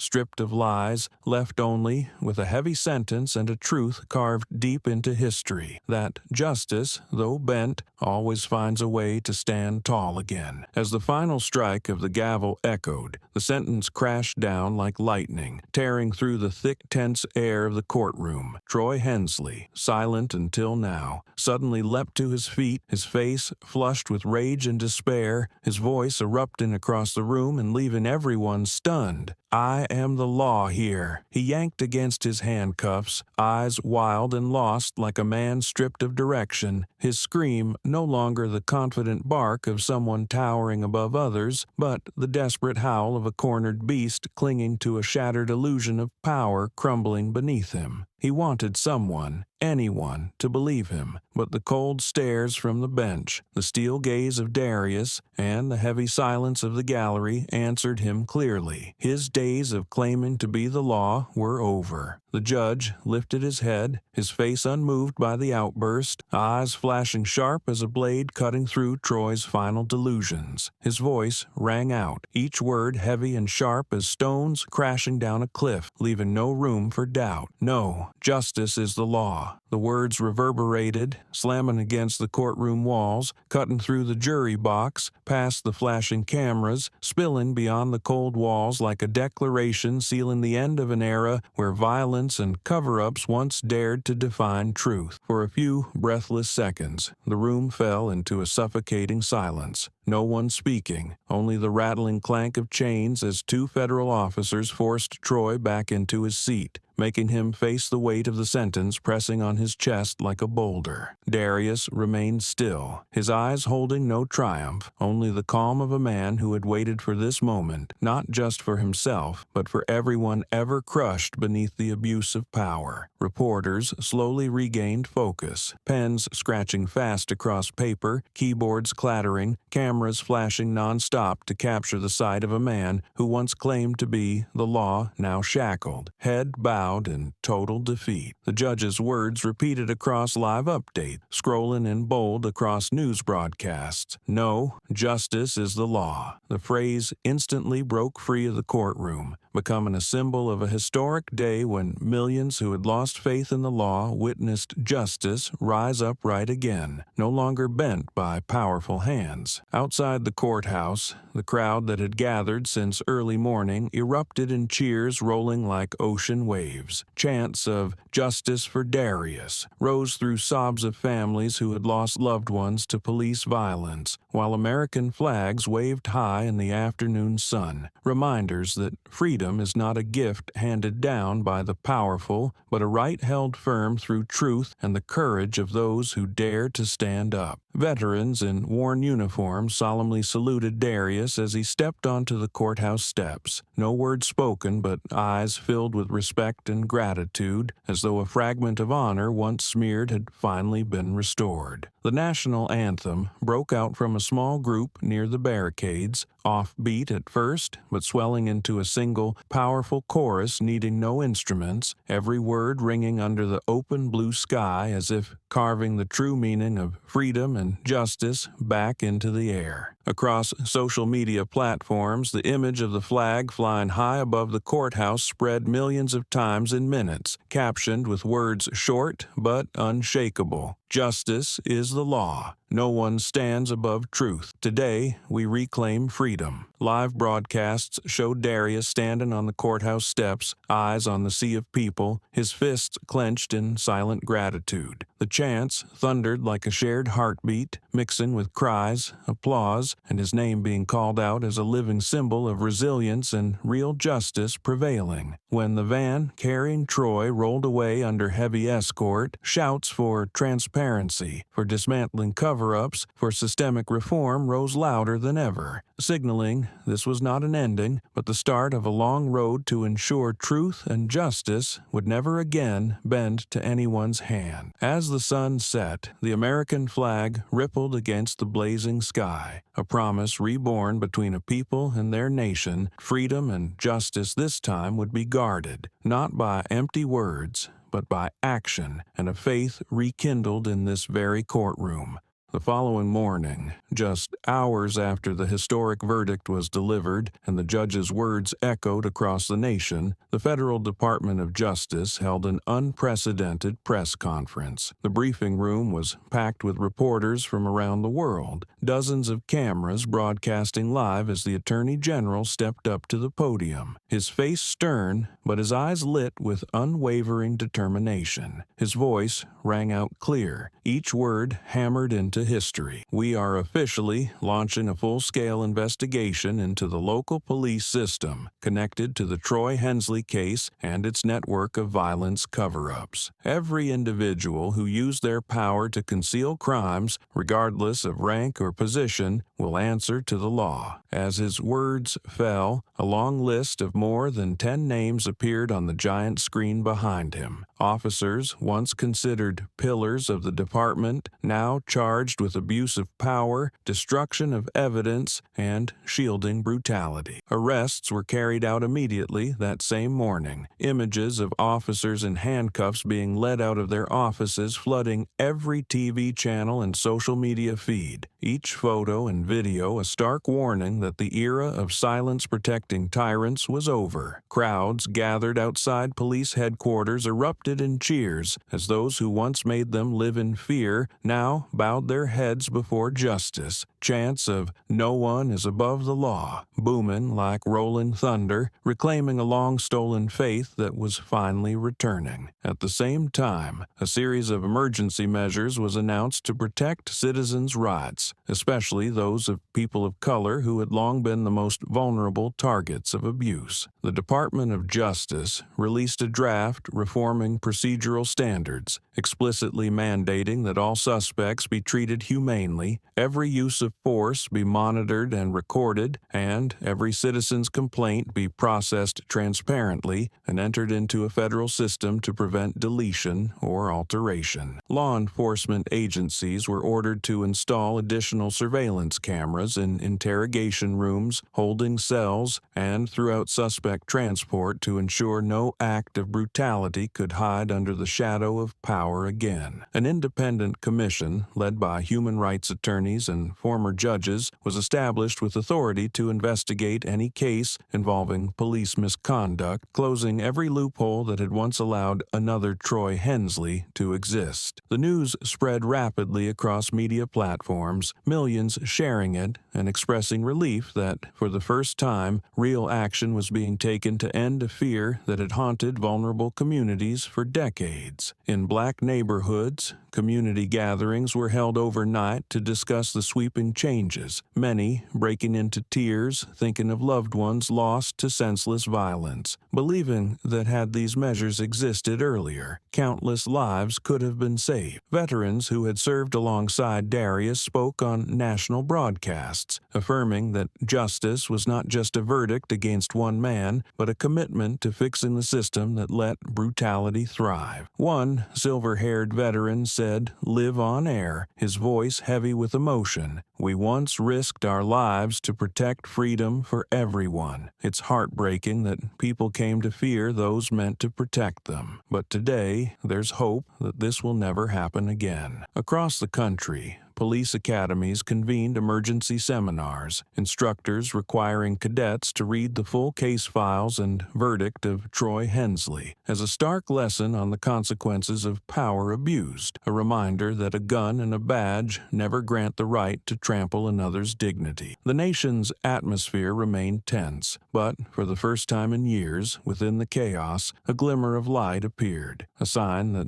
justice would not stop at one trial, but would spread to mend the cracks that had caused too much pain to too many families. When the press conference ended, reporters pushed forward toward Darius Kane, the man who had stood tall through everything that had happened, his broad shoulders and calm stance betraying only the deep weariness etched in his eyes after days of battling both on the battlefield and in the halls of justice. A young reporter, hands trembling after witnessing history unfold, held out a microphone toward him, her voice breaking amidst the sound of cameras clicking and the chaotic noise of hundreds crowding the courthouse steps. "Do you feel like you've finally gotten revenge?" The space seemed to freeze for a few seconds as the question rang out, many holding their breath, awaiting his reply. Darius looked out over the crowd, his gaze distant, then exhaled softly, his voice low and steady, carrying both unshaken resolve and an unhealed ache that no verdict could erase. "This isn't revenge. This is justice. But it should never have come this late." The words echoed through the microphone, broadcast live through dozens of cameras, cutting into the conscience of a nation where too many victims had never had the chance to see justice stand for them. The crowd fell silent, then broke into applause, not a roar of triumph, but a long, solemn wave of clapping filled with empathy, shared grief, and a quiet promise that this society must change so that no one else would ever have to wait for justice through tears and blood again. The image of Darius standing in that circle of reporters, his eyes firm and his words simple yet powerful, spread quickly across every major newspaper front page, flashed on countless phone screens, and burned through social media like wildfire. Evening news broadcasts replayed the moment over and over, beneath the headline, "Justice is not revenge, but it should never come late." Across the nation, people looked at that image and felt a bitter truth. Too much blood, too many tears had been spilled, and it took a soldier,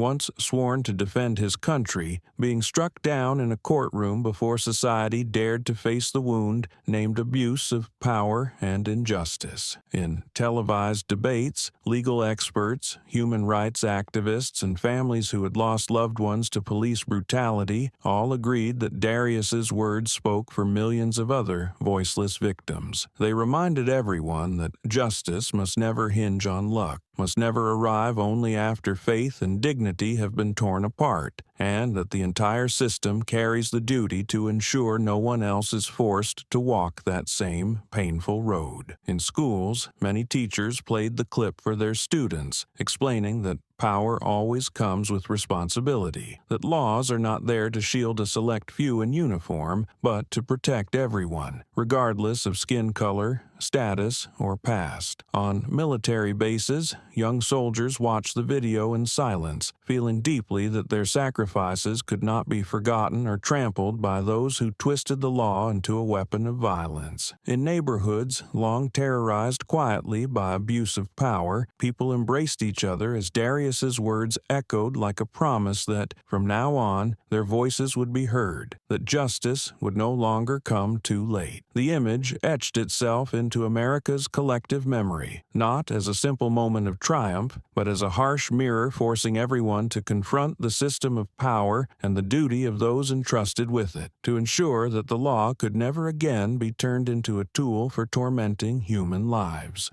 After weeks of nationwide outrage and protests shaking the country, pressure from citizens, legal communities, and international observers forced state lawmakers to convene an emergency session. On that day, the state Capitol building lost its usual solemn calm, replaced by urgency and tension stretching from the hallways to the main chamber. Hundreds of people gathered outside holding signs reading "Justice for All" and "Never Again," their chants echoing for hours like a relentless drumbeat, urging action behind the walls where politicians debated each clause of a new law. Reporters set up tents on the stone steps, broadcasting every moment live, millions of Americans watching with hope mixed with anxiety, knowing this was the first bill in decades strong enough to strike at the root of the abuse of power exposed by the Troy Hensley case. Inside the vast chamber, every seat was filled with lawmakers, and the draft of the proposed zero tolerance for police abuse law lay out on the tables. The bill introduced unprecedentedly strict measures. Any act of police violence outside lawful self-defense would trigger immediate suspension and an independent investigation. All citizen complaints would be stored in a federal system that could not be erased, and all trials involving police brutality would be recorded and made public for oversight. The debate dragged on for hours, heated arguments rising and falling, but images of Troy's kick, of Darius's eyes in the courtroom, and of the judge's words, "Justice is the law," kept resurfacing until every objection faltered. When the vote count was announced with an overwhelming majority in favor, the chamber erupted. Some cried openly, and a few lawmakers clasped hands and shared emotion, knowing they had just laid the first cornerstone for monumental change, not only for this state, but as a model for the entire nation. Darius Kane was invited to attend the session as an honorary witness, sitting quietly in the back row, saying nothing, his eyes fixed on each hand raised in agreement, on every word revised and added. He thought of fallen comrades who believed this country was worth dying for, of thousands who had screamed in vain against abuse of power, and now, for the first time, he saw a door of hope opening not just for him, but for all of them. When the state governor stepped up to sign the newly passed bill, camera flashes burst like fireworks. Cheers outside the building crashed like waves against the thick walls of a past that had long shielded violence, every shout like a hammer blow breaking the silence that once protected brutality. Darius clenched his fist, his breath slow and deep, eyes unblinking as the pen made its final stroke on the page. He did not smile, knowing too well the cost of this moment, but his gaze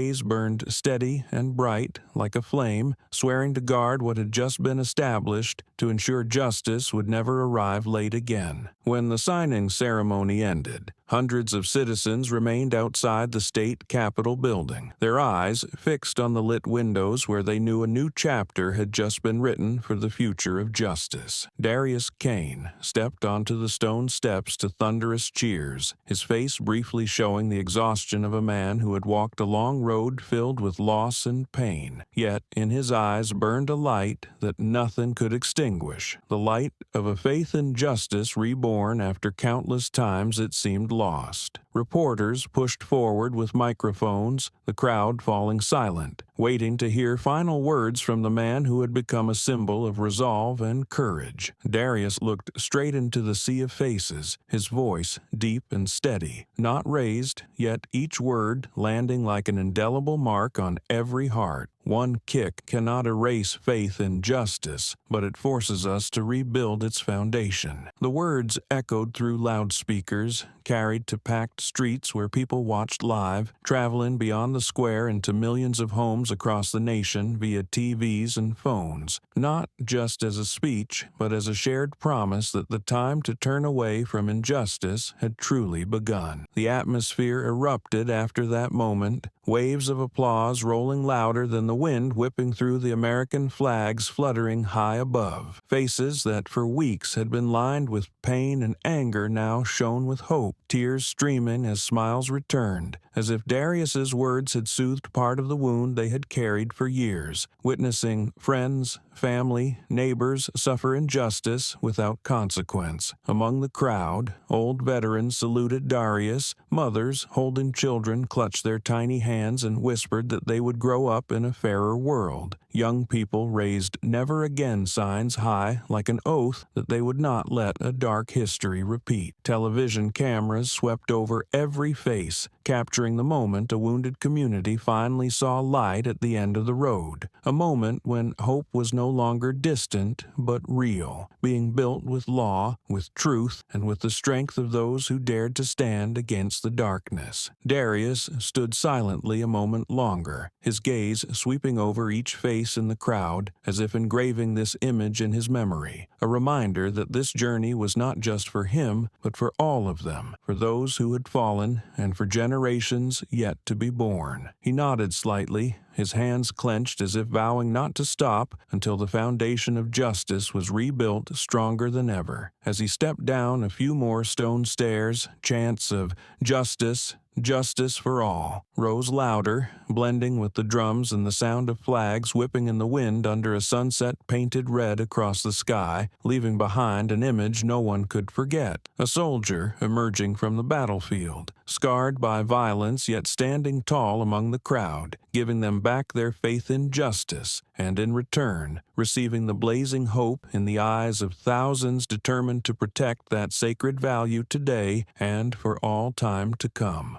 The story of Darius Kane began with what seemed like an ordinary trial, but erupted into a chain of events that shook the entire system. A former Navy SEAL, a man who had risked his life on the battlefield to defend freedom, was dragged, pinned down, and humiliated in a place that was supposed to be a symbol of justice. From the moment Troy's knee slammed into his shoulder, whispers and secretly recorded cell phone videos became the spark for a wave of outrage. The truth about Darius's identity gradually emerged through the accounts of former teammates, through classified files, and through leaked footage exposing the brutality behind the holding room door. The image of a soldier who had braved gunfire and bombs to save others, now being beaten by the very force he once protected, ignited a firestorm online, turning his case into a national focal point. The pressure from public opinion did not stop at hashtags or shared posts. It brought thousands of people into the streets raising banners for justice, turning the courthouse into a political and social flashpoint. At the same time, federal agents began tracing a trail of buried complaints, uncovering a network of protection for abusers of power. The federal court hearing became the stage for Darius to stand, not for revenge, but to remind everyone that justice cannot be warped by dirty hands. hands. His testimony, every detail of the battlefield, every sacrifice of his teammates, and the sense of betrayal when the law was trampled, left the courtroom in silence. The jury and the judge no longer saw a defendant. They saw a symbol of courage and resolve. Troy and his accomplices did not escape. His sentence was not just personal punishment, but a warning to anyone who believed a uniform or badge gave them the right to trample on another's dignity. The Department of Justice launched a large-scale investigation. Multiple officers were arrested, and procedures to protect vulnerable citizens were urgently revised. The power of Darius's story lay not in a single kick or a trial, but in how it fueled a real reform movement, turning outrage into law, turning pain into the driving force for change. But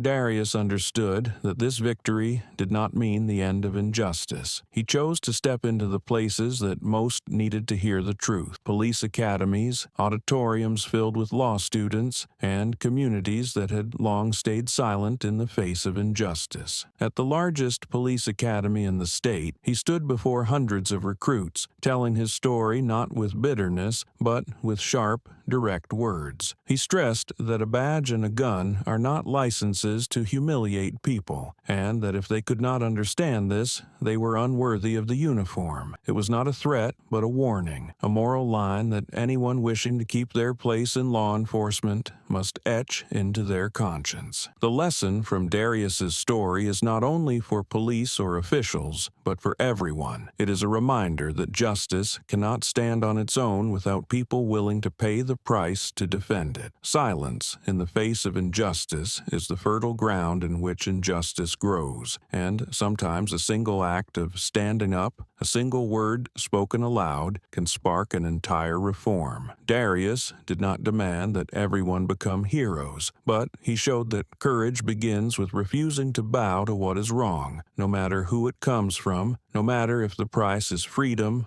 honor, or even life. As he ended his talk at the academy, he did not promise that what had happened would never happen again, because he knew the road ahead was still full of obstacles. But he left a clear message. If you want to change the world, start with yourself. Start with the choice to stand up when you witness injustice. That is the true legacy of this story. A flame passed from the battlefield to the courtroom, from social media to lecture halls, and now it rests in the hands of young people who will decide the future of justice. Darius stepped down from the podium, each step heavy but steady, the sound of his boots echoing clearly through the hall, still steeped in the resonance of his words. Hundreds of recruits stood frozen as if pinned to their spots, their eyes following every movement of the man before them. No longer just the image of a distant veteran from the news, but a living symbol, visible proof that even the strongest can become victims of abuse and still rise to confront it. The applause was still thundering, not noisy or chaotic, but a resonance from the heart, mingled with the slow breaths of young faces swallowing emotions they had never felt before. Some had tears in their eyes, not only because of Darius's story, but because they recognized the thin line between becoming a protector and becoming someone who instills fear in their own people. Outside, the day had turned to evening, the last sunlight slipping through the window panes, painting gold across the shoulders of recruits near the door. Darius paused at the last step, turning back to look at the entire hall once more. The air was thick, without a whisper, only the silence of people listening with all their senses. He knew the words he had just spoken would linger in their minds longer than any technical lecture or operational rule. He knew some would forget, some would remember, but if even one person held on to that warning throughout their career, he had planted a seed strong enough to save a life in the future. When Darius stepped outside,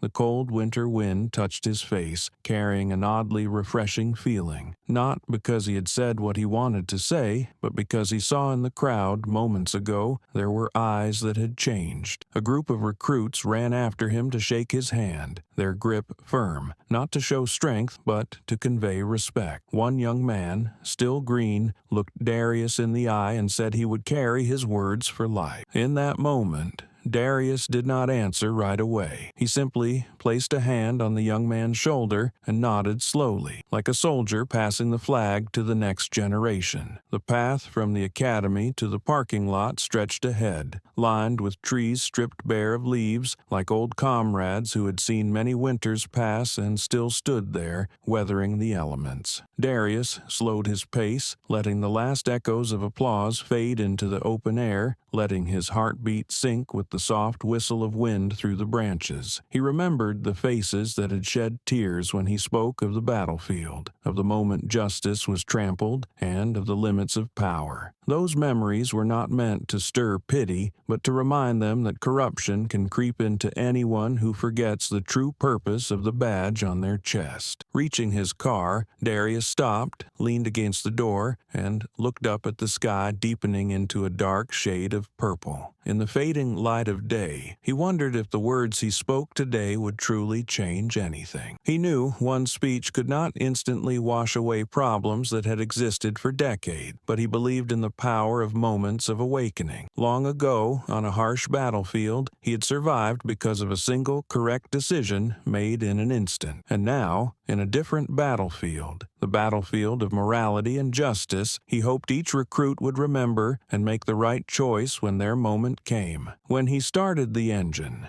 the rearview mirror reflected the image of recruits still standing on the academy steps, watching until the car turned out of the gate. No one said a word, but that silence was a promise that needed no written form. Darius drove away, carrying the belief that a part of himself had stayed behind, in their eyes, in their thoughts, and in the future of those who had just heard his story. He knew well that justice is never protected solely by grand buildings or dry lines of law, but by people who stand tall when facing wrongdoing, no matter the pressure or the orders given. The car gradually merged into the flow of people on the bustling street, but in Darius's mind, the sound of applause still echoed, blending with the wind and the memories of the battlefield like a soundtrack to a new chapter in his life. This journey did not close anything, but opened another series of paths where he would continue to bring his story to the places that most needed to hear it, so that each warning would not be forgotten in a corner of a meeting room, but become a torch lighting the way for those stepping into the path of law enforcement. And he knew, as long as there were people willing to listen, justice would still have a chance to exist and grow.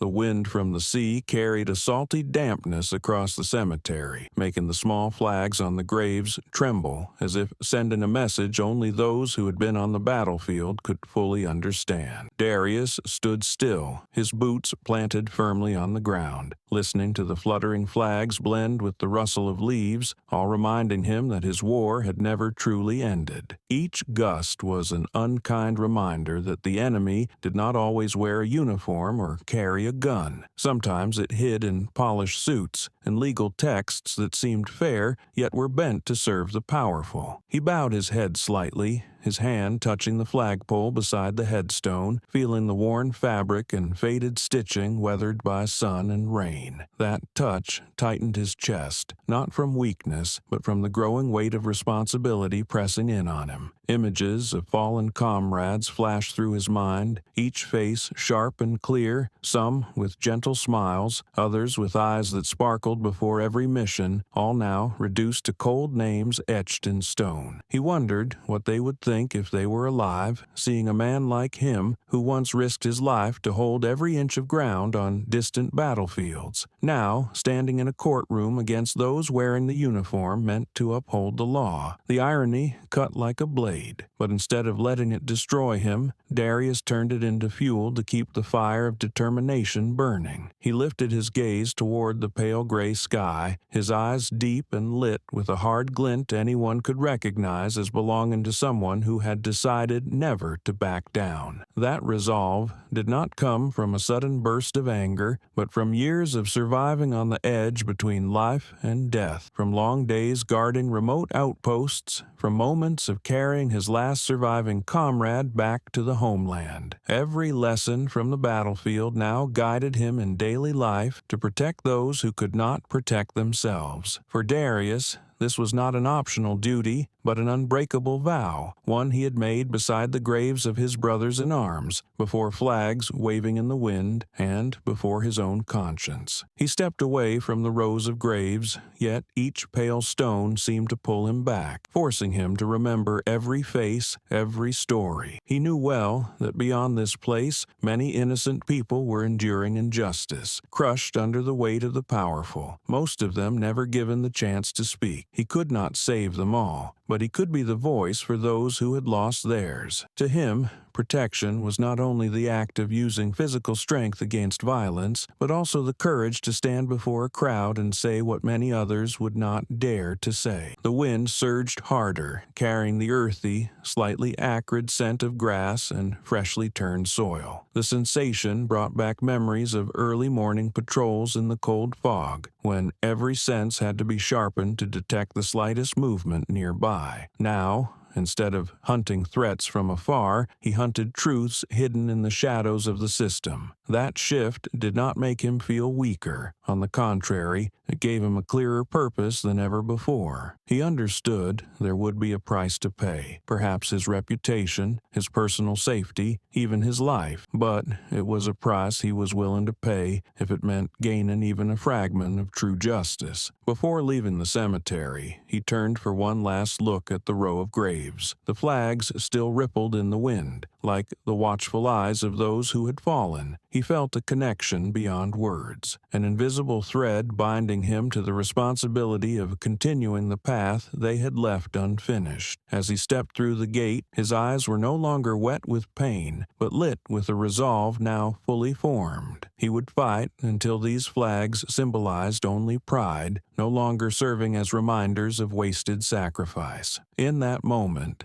Darius knew that, though the real battle ahead would be long, he was ready to see it through, not for himself alone, but for all who could not stand against injustice on their own. The wind swept powerfully over the rows of white graves, each small flag atop a headstone, bowing in rhythm with the air, producing a faint crackle like the whisper of restless souls. Darius stood there, breathing slowly, his eyes following each movement of the flags, feeling the steady beat of his heart merge with that elusive sound. Each gust did more than stir the fabric. It awakened memories of days spent living and fighting alongside comrades whose faces would never return, leaving him with a heavy legacy, one of responsibility and loyalty to sacred values. He knew the real war was not fought on battlefields where bullets and bombs tore through the air, but in everyday life where the weak could be trampled and justice bent beneath the hands of those sworn to uphold the law. And once that truth stood before him, no soldier like him could turn away. Shafts of sunlight pierced through the clouds, scattering across the dew-soaked grass, casting shifting patterns of light and shadow over the headstones. That light felt like a reminder that even in the thickest darkness, hope remained, and there was still a chance to change things. Darius knew well he could not change the past, could not bring back his lost brothers, but he could fight to ensure the future was not stained by the same injustices that had once placed him before the court. He drew in a deep breath, letting the scent of damp grass and fresh earth fill his lungs, as if drawing strength from the very ground his brothers had fallen to defend. In that moment, his eyes carried a determination sharp enough to cut through any fog, reflecting a vow to protect those who could not protect themselves, a silent, unbreakable oath. He left the row of graves, each step slow but resolute, as if walking away from an invisible parade of valiant souls. On the path leading to the cemetery gate, he saw families visiting their loved ones, elderly mothers holding bouquets of carnations, children placing their hands on headstones without fully understanding the meaning of sacrifice. Darius knew it was these people, these families, that made it impossible for him to stop. He fought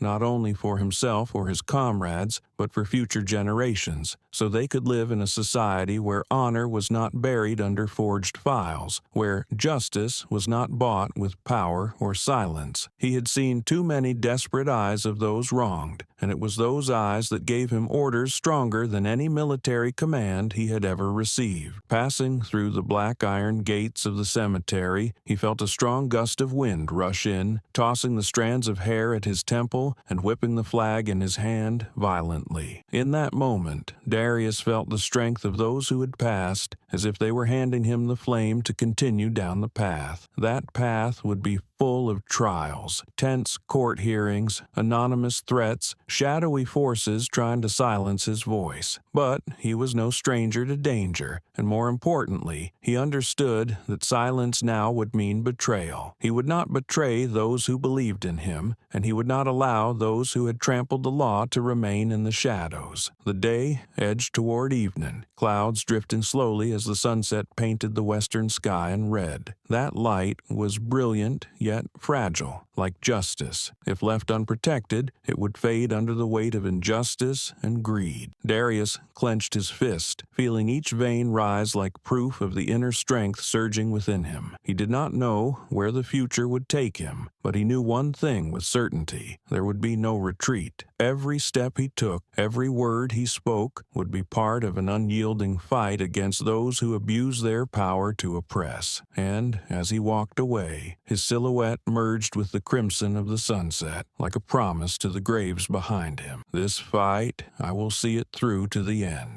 The streets of downtown New York were packed that day, the pounding of marching drums blending with chants echoing off the towering buildings, making the entire city tremble under a wave of energy unseen in decades. Thousands flooded the main avenue to join the parade honoring black veterans, men and women who had given their youth, blood, and lives to defend this nation's freedom, only to be forgotten or trampled by injustice on their own soil. Massive American flags waved high above, yet none stood out more than the worn, tattered flag in Darius Kane's hands as he led the crowd, walking with slow, steady steps between two lines of veterans standing at attention. That flag had once traveled with him and his brothers through the fire of Afghanistan, had been stained with the blood of those who never came home, and had been raised in the darkness to remind them that no matter the cost, justice and freedom were worth defending. Today, that flag was no longer a relic of a distant war, but a reminder to an entire nation that the fight to preserve human dignity on American soil was far from over. The thunderous chants of the crowd beat like a shared heartbeat of millions who had suffered abuse of power, who had lost faith in the law, yet now saw in Darius's figure a defiant truth that they were not alone, that their voices could shake a system once thought untouchable. Handwritten signs reading, "Justice is freedom, no more silence, we stand with Darius," were raised high, interspersed with photos of victims who had lost their lives or reputations to police violence, each face a stark reminder that this was no personal story, but an indictment of a history riddled with unhealed scars. Darius walked at the front, his stride firm, his grip on the flagpole tight as though holding the very souls of fallen comrades and nameless victims who had never been granted justice. He needed no microphone, no slogan, his presence alone enough to quiet the crowd whenever he turned his head, a silent vow that today they were finishing what soldiers once swore to fight for, a fairer America. When the march reached the vast square, where hundreds of candles were arranged in the shape of a shield, a symbol of protection and justice, Darius stopped and raised the tattered flag high above his head. In that instant, the air stilled as though time itself had paused. Thousands of eyes locked on the flag that had survived war, now whipping fiercely in the heart of a modern city, no longer belonging solely to battlefields, but to all who had ever cried out for truth and liberty. Veterans around him lifted their hands in solemn salute, a few elderly men breaking into tears as, for the first time, they saw their sacrifices honored not by hollow promises, but by the united united action of millions. The roar of applause and chants erupted like thunder, rolling with the beat of drums and triumphant marching music, turning the city into one collective declaration that the era of silence and cover-ups was over, that justice would no longer live only in court rulings but in the will of a society refusing to be ruled by fear and violence. In that moment, standing amid a sea of people and the shimmering glow of thousands of candles, Darius understood that the flag he held was no longer just a memory of his brothers in arms or a soldier's emblem. It had become the banner of a movement, a resounding act of resistance, and a promise that their sacrifices would never be betrayed again. The chant, "Justice is not a privilege, it's a right," roared through the central square like an unstoppable wave, thousands of voices merging into one powerful heartbeat that shook the surrounding skyscrapers and echoed down the streets where people watched on temporary big screens. In that moment, the silence that had long blanketed this country whenever an abuse of power was covered up seemed to vanish, replaced by the united cry of a community that had been forgotten for far too long, but had now found the strength to demand what should have always been theirs. Justice was not a gift handed down by those in power, but an inalienable right of every human being. Darius stood in the middle of the crowd, his hand still gripping the tattered flag that had once carried him through gunfire, his eyes burning with a mix of pride and pain, because he knew the price of this moment had been blood, tears, and lives that could never return. Veterans beside him saluted, mothers who had lost children to police violence clutched framed photographs, and young people shouted together as if vowing they would never let history repeat itself. The chant spread far beyond the square in New York, carried live through millions of screens, becoming a chord of awakening that the entire nation could no longer ignore. Images from the march flooded every front page just hours later. Major newspapers ran bold headlines alongside the photo of Darius at the head of the crowd, his arm raised high with the frayed flag amid a sea of banners and glowing candles. National television replayed the moment of thunderous chanting during prime time, accompanied by the commentary, "A new symbol of justice for a new era has been born." On social media,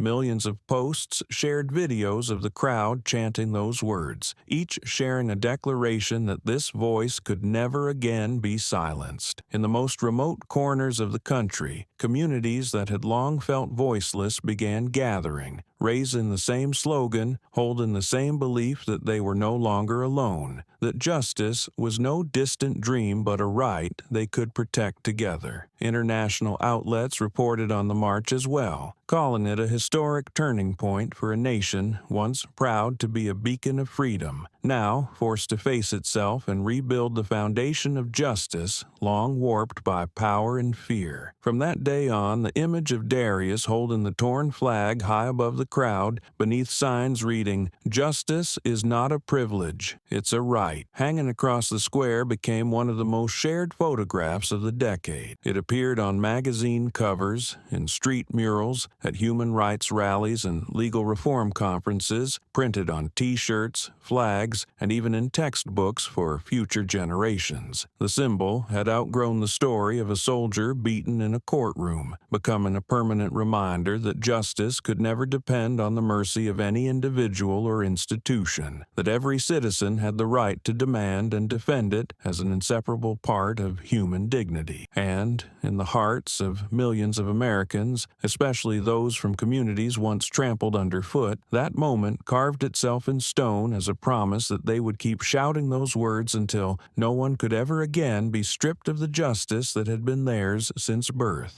That afternoon, the grand hall of the law school was packed, from the front rows filled with professors and young judges to the last seats where recently discharged soldiers sat in silence, their eyes fixed on the stage. The atmosphere was so solemn that every breath could be heard, not because of the presence of journalists or cameras, but because everyone knew they were about to hear words distilled from a lifetime that had endured war, tasted injustice, and fought relentlessly to pull justice back to where it belonged. When Darius Kane stepped up to the podium, there were no cheers, no loud applause, only a respectful, waiting silence. He stood there, not in uniform, not wearing medals, just a man whose eyes had witnessed death, betrayal, and the fragile triumph of truth after too much bloodshed. His voice came low, every word clear and heavy. Freedom is not granted by the one holding the gun. It is protected by those who dare to stand against injustice. The sentence landed like a hammer striking silence, making many tilt their heads slightly, their eyes lighting up with the sense that they had just been handed a mission far greater than any lesson they had ever learned. He paced slowly around the podium, his gaze sweeping over each young face, future lawyers,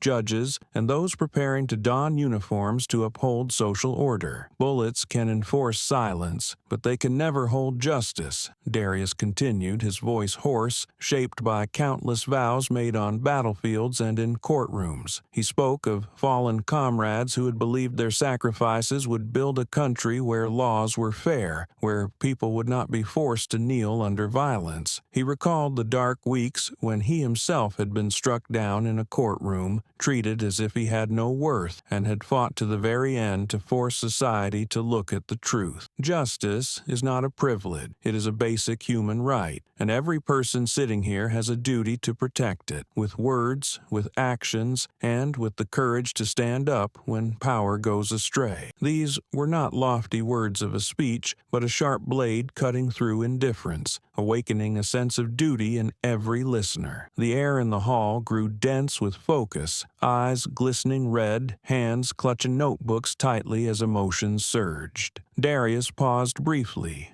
drawing in a deep breath as if gathering the last of his strength to deliver his final message. I have learned that justice does not arrive on its own. It does not flow in the veins of those in uniformed power. It lives in the hearts of those willing to fight what is wrong, even at the cost of their careers, their freedom, or their lives. If you wish to be lawyers, police officers, soldiers, or judges, remember that power does not place you above others. It places you in a position to protect them, especially the weakest among them. He lifted his gaze, sweeping it across the hall one last time, his eyes glowing with belief despite all they had endured. Freedom and justice will only survive if we never bow to injustice. The entire hall erupted into a thunderous, rolling ovation, not only honoring a man who had bravely fought for the truth, but affirming that the message just spoken would live on in their hearts as a vow for the next generation, that what had once been trampled would never again be allowed to happen on this soil. Darius fell silent for a few seconds, as if allowing the air to settle before closing a speech he knew would become a lasting memory for everyone present. His gaze swept over the hundreds of young faces locked on him, his eyes sharp yet warm, carrying both belief and the weight of pain endured. His voice rang out clear, each word pressed firmly as if carved into every listener's mind. Don't wait for justice to come to you. Create it for everyone. In that moment,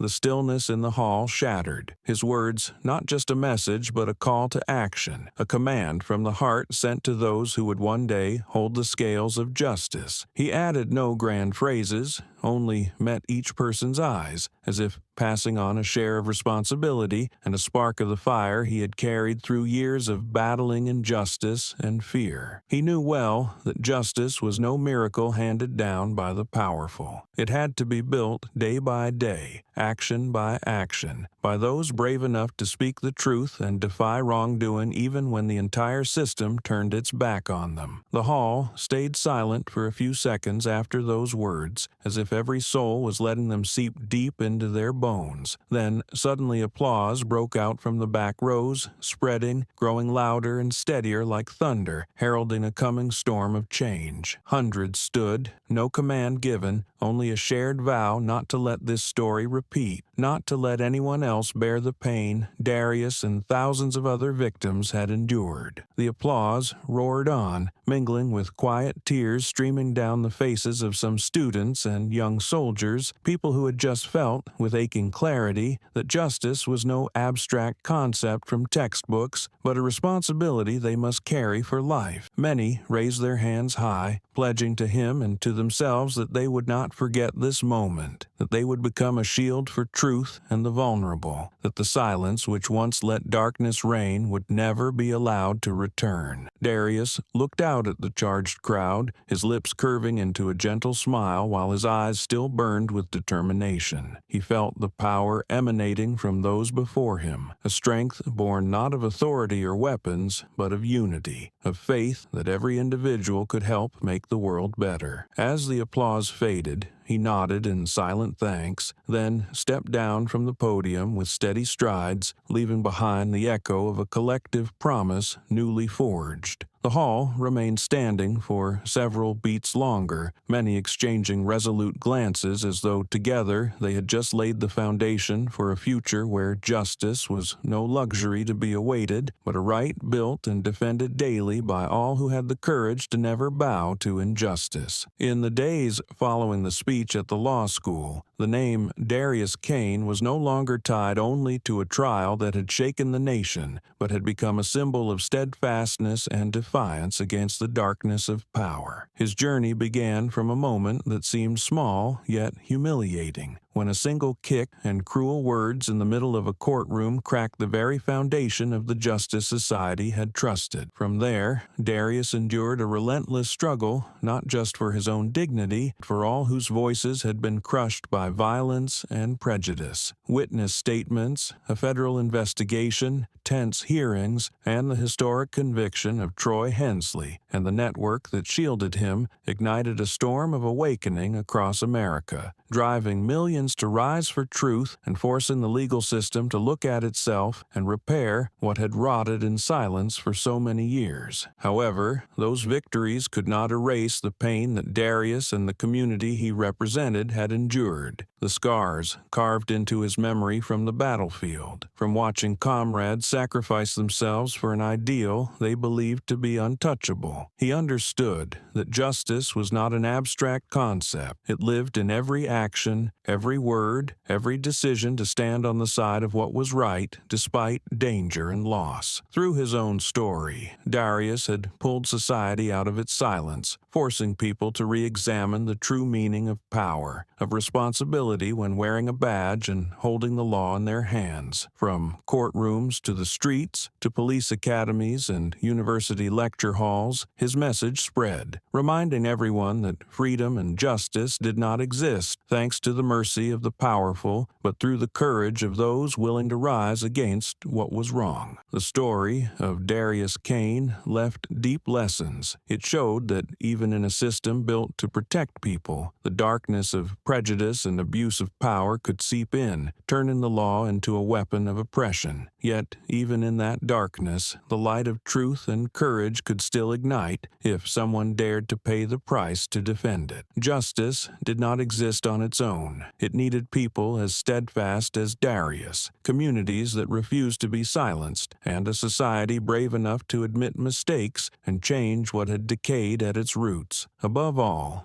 the story reminded us that power only had value when used to protect human dignity, that every badge and every gun was only truly justified when it served as a shield for the vulnerable, never as a boot trampling on the truth. That day, when the entire hall rose together, when the prolonged applause blended with vows never to let this tragedy repeat, the future suddenly shifted. Darius stepped down from the podium, believing this journey was no longer his alone, that every law student, every rookie officer, every citizen present today, and the millions who had followed his story would become the keepers and builders of a justice system stronger and more enduring than ever before.